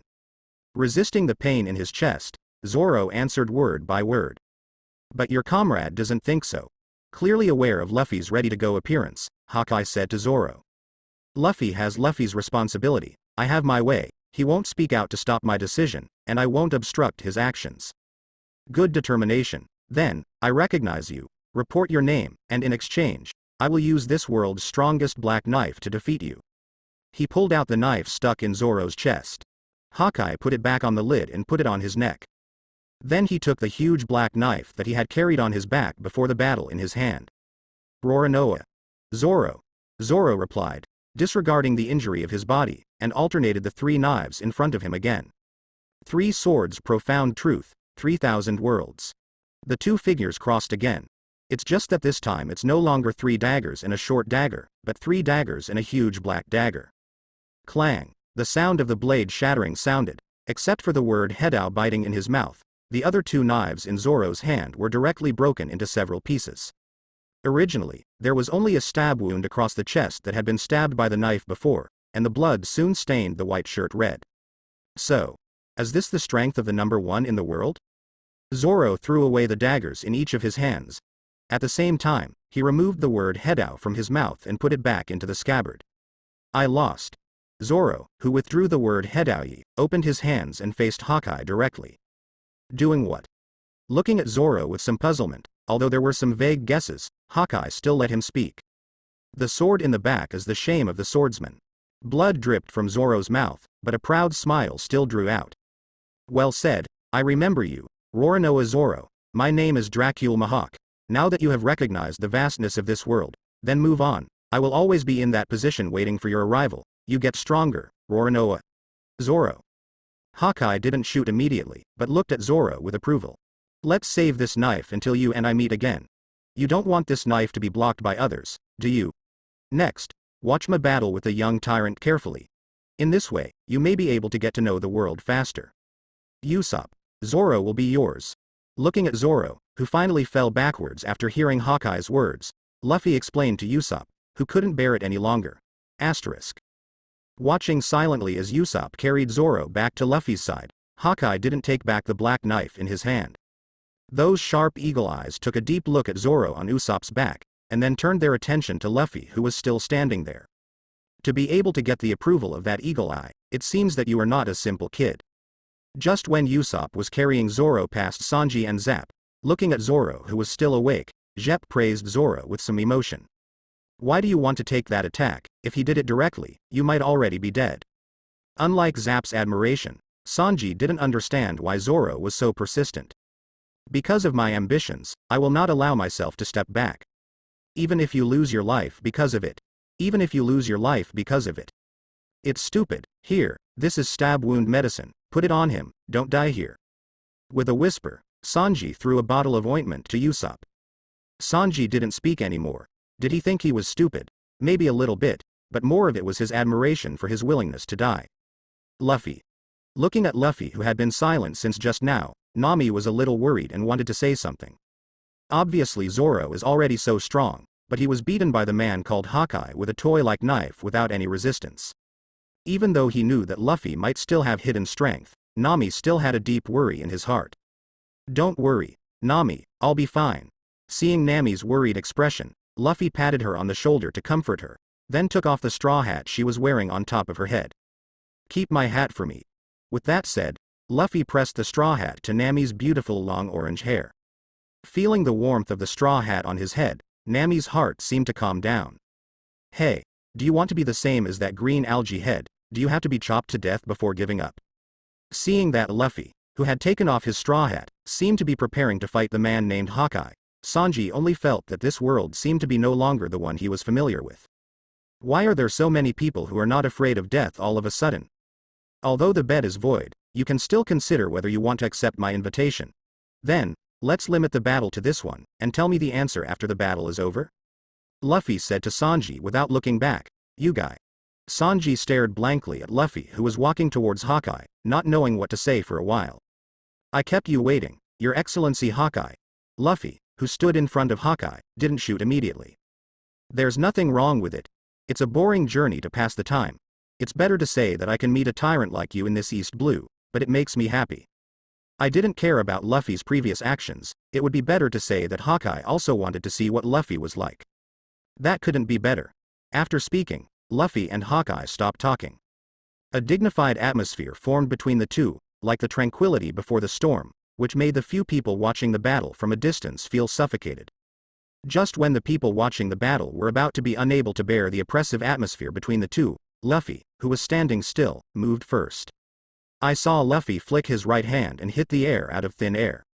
Then, on Luffy's right wrist, there seemed to be a tiny layer of bulge that began to creep along Luffy's right hand, swimming all over the body where the clothes could not see. Then, Luffy seemed to have just come out of the steamer. His skin turned slightly red, and steam visible to the naked eye continued to emanate from Luffy's body. Second gear, Fire Fist. Only a low voice could be heard, and Luffy's figure disappeared directly in place. The few people who were watching the game couldn't see how Luffy was moving. When they looked around, trying to find Luffy's figure, a roar grabbed their attention. I saw Luffy, who was still standing opposite Hawkeye, now appeared above the head where Hawkeye was originally. Luffy, who showed his figure, was making a fist in his right hand at this time. His entire arm was pitch black, and a fiery flame was burning on it. And in the place where Hawkeye stood, a huge pothole was formed. The wooden deck debris was flying, and the opening of the pothole was accompanied by the burning of flames. At this time, Hawkeye had already stood beside the pothole. A very skilled armament Hawkeye. I didn't expect you to have trained Hawkeye to this level before you even walked out of East Blue. Looking at Luffy's pitch black right hand, he exclaimed again. Since you made a move, then take my sword too. Saying that, Hawkeye didn't do anything else, just the right hand holding the black knife trembled slightly. As the black knife swung, a cyan slash quickly shot towards Luffy. This level of slashing was no threat to Luffy. Even without the observation haki, dodging is not difficult. But watching the slash easily cut the deck open, Luffy knew that the battle between the two might soon be over. It's not that Luffy only has this degree, but the place where the two of them are located is not enough to support a high-intensity battle. Just after Luffy dodged the first slash, successive slashes kept swinging out of the black knife in Hawkeye's hand. Even so, for Luffy who opened observation haki, none of them could attack Luffy. Such a slash, such a speed, can a human really do it? The battle between the two so far may have been easy for the two of them. But for the few people who watched the battle, it seemed that the worldview had been refreshed. The rapid slashes that cut the deck apart easily. The figure that was swiftly dodging between the slashes. It seems that they are out of tune with this world, making several people stunned. Even observation haki is so skilled, it's really hard to imagine how you are practicing in East Blue, the weakest sea. Hawkeye has not stopped admiring Luffy since the fight began.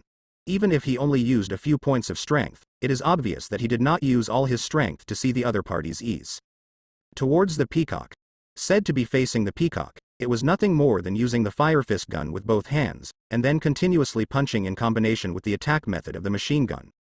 However, Luffy, who was already extremely fast, went even further with the blessing of the second gear. The punched fist shrank quickly, and then continued to swipe. Because of the speed, it was as if Luffy was not attacking with his fists, but threw fiery balls of fire. Countless fireballs completely covered the eagle eye on the deck. Attack and defense completely depend on the strength of observation haki on both sides.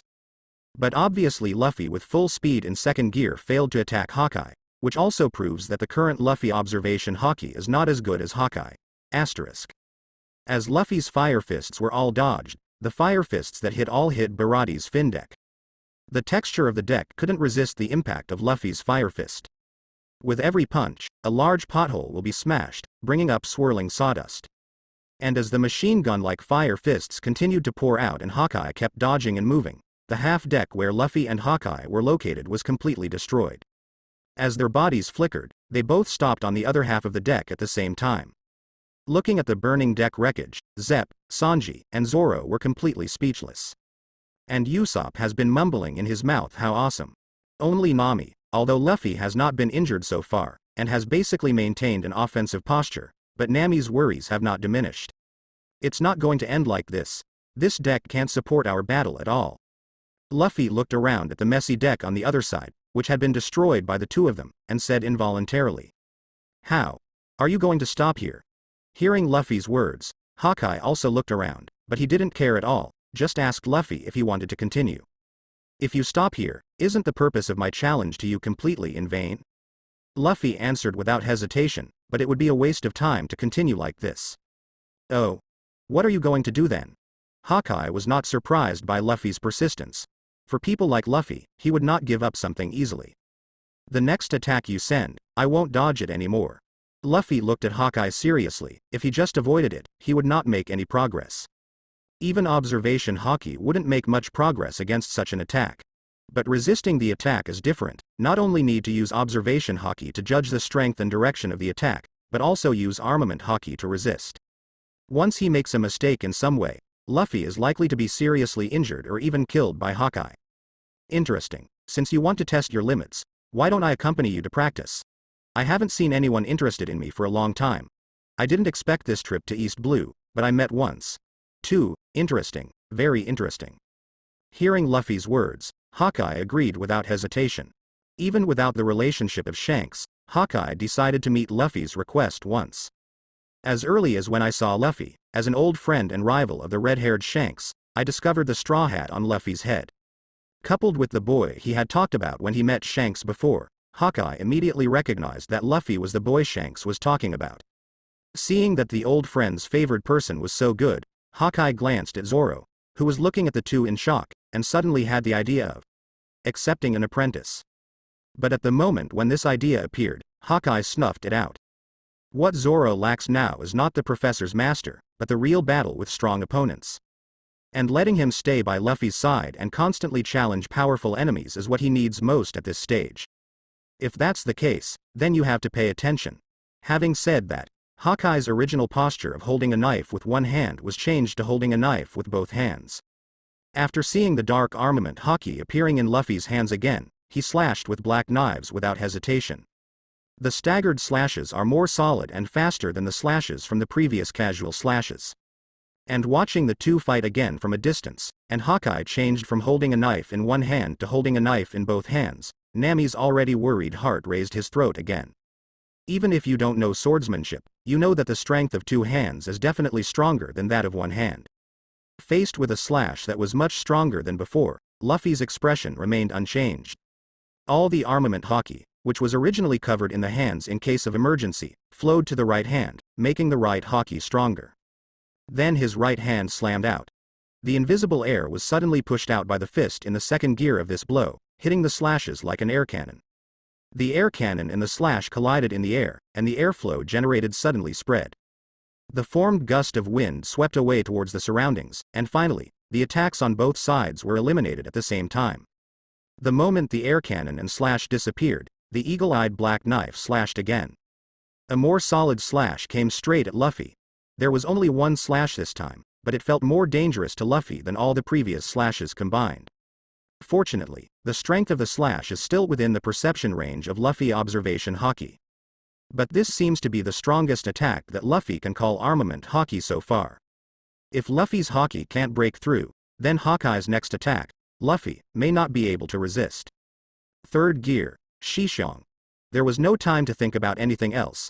Luffy's right hand suddenly clenched, and the normal right hand suddenly swelled in a circle. But it was only a little bigger than before, and it didn't turn into a giant arm like the third gear in the original book. The swollen right hand clenched a fist and slammed, forming an air cannon that was more powerful than before. The air cannon, which was like a transparent beam of light, shot directly at the huge slash that came fast. More vast waves erupted from where the attacks on both sides collided. Centering on the place where the two attacks collided, the wooden deck was completely shattered after just holding on for a moment, and spread out like radiation. Although the farther from the center, the lower the attack, the wooden deck is still fully lifted. The stalemate between the two attacks did not last long before dissipating together. But the damage caused this time has left the only remaining half of the deck with only two people's footholds still intact. The next is the final attack, but don't die. Hawkeye looked at Luffy expectantly while squatting slightly. Hold the black knife's handle in both hands, point the black knife diagonally behind the head, and charge slightly. Armament Haki flows towards the black knife through Hawkeye's pitch black hands. Looking at Hawkeye's slashing power, Zoro, Sanji and the others opened their eyes wide and stared at Hawkeye motionless. Only Nami, his hands were clenched tightly, his knuckles were white, his teeth were biting his lower lip forcefully, and a strand of blood flowed from the corner of the bitten lip. Nami didn't notice it at all. Her teary eyes flushed slightly, and she stared at Luffy's standing figure in the distance. At the moment Haki covered the entire black blade, Hawkeye's hands slammed violently. The black knife slashed out from top to bottom, and the pitch black slash flew out swiftly. Seeing that the dark slash that did not dissipate swiftly flew, but did not cause any damage to the surrounding deck, Luffy's first reaction was to dodge to the side. Intuition tells me that this slash is not something I can resist now. But there is another voice telling him that once he can slash this slash, his Haki will get a qualitative improvement. Asterisk. The pitch black slash was getting closer.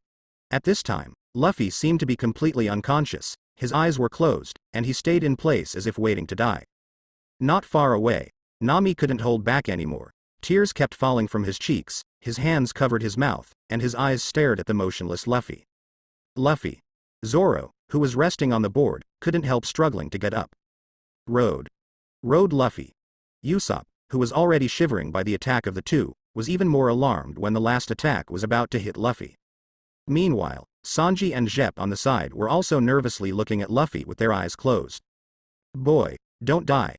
The slashing eagle eye that he swung knows better than anyone else, and at the current level of Luffy Haki, he can't take it. But if you rely on observation Haki to avoid it is not difficult. But looking at Luffy's appearance at this time, it is obvious that he has no intention of relying on observation Haki to escape.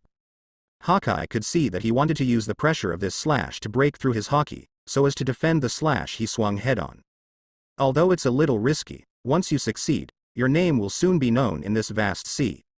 At this time, Hawkeye is also quite looking forward to it. This sea has been calm for too long. At this time, Luffy was sweating on his forehead as the slash was getting closer and closer. The threat of death is getting closer and closer, and if you don't act again, you will really have to explain it here. Finally, when the slash was about to reach Luffy, Luffy clenched his right fist again. Compared with the original book, the expansion is limited, but the power is more powerful. Luffy covered all armament haki on his right hand, and punched the slash in front of him. The moment the fist hit the slash, Luffy felt as if his right hand was cut open. If you can only do this, this feeling will soon become a reality. Drink. Luffy clenched his teeth tightly, and red lightning radiated out from the collision of the fist in the slash. The strong energy generated by the collision shattered all the decks raised around. Even though Luffy's right fist was protected by armament haki, wounds started to appear under the slashing edge. Can't go on like this. Luffy gritted his teeth and continued to squeeze his own haki, while thinking about the flow of haki who had been out of touch before. At this point in this desperate situation, Luffy seemed to have caught one of the keys. It was at this moment that Luffy's dying haki seemed to have a new addition. The jet black armament haki originally covered on the right fist seems to have a flowing sakura pink film on the periphery. After seeing the change of haki on Luffy's right hand, Hawkeye's originally slightly dignified face also revealed a smile at this time. It's amazing to actually be able to complete Haki's transformation under such circumstances. In this way, his own slashes were no threat to Luffy at all. The fact is also true, under the blessing of the new haki, the black slash that was originally solid was also shattered in an instant. The red lightning generated by the fierce collision of the two hakis also disappeared after a few flashes. Luffy took a breath, and before he could wipe the sweat from his forehead, a figure threw himself into his arms. Nami. Feeling the trembling body in his arms, Luffy didn't know how to comfort him for a while, so he could only gently stroke the long orange hair on the other's back. Idiot. Why take such a risk? You were already very strong. Nami didn't let go of the hand holding Luffy, didn't even lift his head, just sobbed softly against Luffy's chest, and the flowing tears completely stained the clothes on Luffy's chest. Luffy patted Nami's back lightly, not knowing how to answer, just kept silent. Maybe crying enough, Nami pulled away from Luffy's arms. He raised his head and took a deep look at Luffy, then took off the straw hat that Luffy had been wearing on her head and handed it to Luffy. The straw hat is back to you, don't take such a risk next time. After speaking, Nami left without looking back. Instead of returning to the Baratie restaurant, he walked directly to the Mary. Luffy silently watched her board the Mary, until she walked into her own room on the Mary. Luffy looked at the opposite Hawkeye again. Thank you, Your Excellency Hawkeye, for your success this time. Luffy sincerely thanked him. You don't need to thank you. You got it all by yourself. If you can't take the last slash, it will really take your life. This is the truth. Although Hawkeye's original intention is not to kill himself, if he can't break through, he will indeed die under that slash. But this is also your choice. If you don't seek a breakthrough yourself, you can dodge before the slash hits, or even don't take this challenge. But it was a rare opportunity that Luffy didn't want to miss. If you wait until you really encounter life and death and then break through, will you be able to protect Nami and others? This trip to East Blue is a worthwhile trip, and I should leave. I hope that one day, you can reach the top of this sea, and then we may be able to fight happily. Even if you are not a swordsman, I'm still looking forward to it. This was said to Luffy, and then Hawkeye turned his gaze to Zoro, who had been looking this way. Roronoa Zoro, after seeing the vastness of this sea, you must continue to grow up. No matter how long it is, I will wait for you to challenge the first throne. After speaking, Hawkeye did not continue to speak, and carried his black knife on his back. He sat back in his coffin-shaped boat, with Erlang's legs crossed, his hands on his knees. The boat moved slowly, and then went further and further under the watchful eyes of Luffy and the others. Looking at Hawkeye who had gone away, Luffy withdrew his gaze and walked slowly to where Zoro and the others were. What are you going to do with that guy? Coming to a few people, Luffy didn't ask about Zoro's situation, but glanced at Akin who had been standing still from before, and asked Sanji. How can I deal with it? Although he brought the people, but he is not the one who came up with the idea of this restaurant, can I still send him to Marines? The indifferent expression on Sanji's face when asked, but the way he kept puffing out smoke, doesn't seem to be completely indifferent. Zoro, can you still stand up? Of course, my injury doesn't matter, it's just that I lost my strength after exerting too much force before. Now it's no problem to rest for a while. Then, Zoro, Usopp, it's time for us to go too. Glancing at the two of them, Luffy looked at Sanji again. How? Do you want to come with us? You must have a dream to pursue, right? Asterisk. As a result, you left that guy to do odd jobs in Baratie? On the merry, Zoro looked in surprise at Sanji, who was carrying kitchen utensils into the kitchen. Yeah, that guy is not bad, but he was rescued by Krieg, so he has always obeyed Krieg's orders. Sanji answered Zoro's question as he packed up. At least until no one starts, the two will not fight. By the way, Nami is still in the room and refuses to come out. Is it really okay? Usopp on the side looked at the door of the room belonging to Nami was tightly closed, and asked worriedly. Usopp hadn't seen Nami come out since he had locked himself in the house before. It's not all about Luffy's adventure, which made Miss Nami so worried. At the mention of Nami, Sanji gritted his teeth at Luffy. No, I have to go and prepare snacks for Miss Nami. Maybe after eating my dessert, Miss Nami will feel better. Thinking of this, Sanji hurriedly ran towards the kitchen. Zoro and Usopp looked at each other, not knowing what to say. By the way, didn't that guy Luffy comfort Nami? Why hasn't he coaxed Nami yet? It had been more than half a day since returning to the Merry, and Luffy went to find Nami as soon as he got back to the ship. After being pulled into the room by Nami, the two never came out. I don't even know what's going on right now. The captain and the navigator are not here. Is this ship going or not going? Usopp glanced silently at Nami's room, then prepared to go back to the warehouse to continue tinkering with his invention. Zoro didn't speak. After Usopp left, he closed his eyes and rested against the mast. The wound cut by Hawkeye before can only recover after a good rest. At this time, in Nami's room, Luffy couldn't help but be slightly ecstatic when he saw Nami sleeping. Except for the red and swollen eye sockets, Nami's complexion has recovered quite well. The rosy cheeks lost the worried look they had before, and they were now revealing a certain sense of reassurance. Looking at Nami like this, Luffy had a warm feeling, but thought of what Nami said before falling asleep, and smiled again. Now that you are no longer alone, please consider my feelings before making a risky decision in the future. I didn't expect to ask for Nami at this time. Although the possessiveness of being a man naturally won't let go of Nami, he just didn't expect it to be in this situation. Maybe I was really too impulsive today. While he was fairly certain he would succeed, Nami had no idea. She only knew that she was taking a risk, betting her life on a possibility. And Luffy is indeed like this. When Hawkeye cut the last knife, Luffy's randomness at the beginning was gone. Abandoning the idea of dodge also meant that Luffy was indeed betting his life at that time. But there shouldn't be a time when you need to work so hard in the future. After Master has Haki flow, his strength will have a period of rapid improvement in the next time. And when his strength stabilizes again, even the 4 emperors, he should be able to touch it. If Master Conquerors can wrap up or even awaken rubber fruit before this, then in this sea, perhaps no one can let themselves take risks. But it's still a bit early to think about it now. The original book had a 2-year practice period, and Luffy was considering whether he should let Nami and others practice for 2 years each like the original book. After all, he can only fight, and he can't provide any help to the knowledge and technology that Nami and others need. Just as Luffy was thinking about the future, there was a knock on the door. At the same time, Sanji's slightly deformed voice also came in. Miss Nami, I have prepared a sweet dessert for you, come out and eat it, you will feel better after eating. Listening to Sanji's shout, Luffy glanced at Nami who was sleeping peacefully, thinking that Sanji's dessert might be wasted. Luffy glanced at Nami again, tucked her exposed snow-white jade arm back into the quilt, and walked out quietly. After Luffy came out, he closed the door directly. Nami is asleep now, bring it to her when she wakes up. Are you quite capable? You actually coaxed Miss Nami? Sanji glanced suspiciously at the neatly dressed Luffy. Maybe Nami's words and deeds had an effect when he was in the restaurant before, but Sanji didn't struggle. Just glanced at the dessert in his hand, and then directly sent the dessert plate to Zoro, who was resting against the mast. Here, green algae too. Seeing that you are a wounded person, I'll give you this sweet.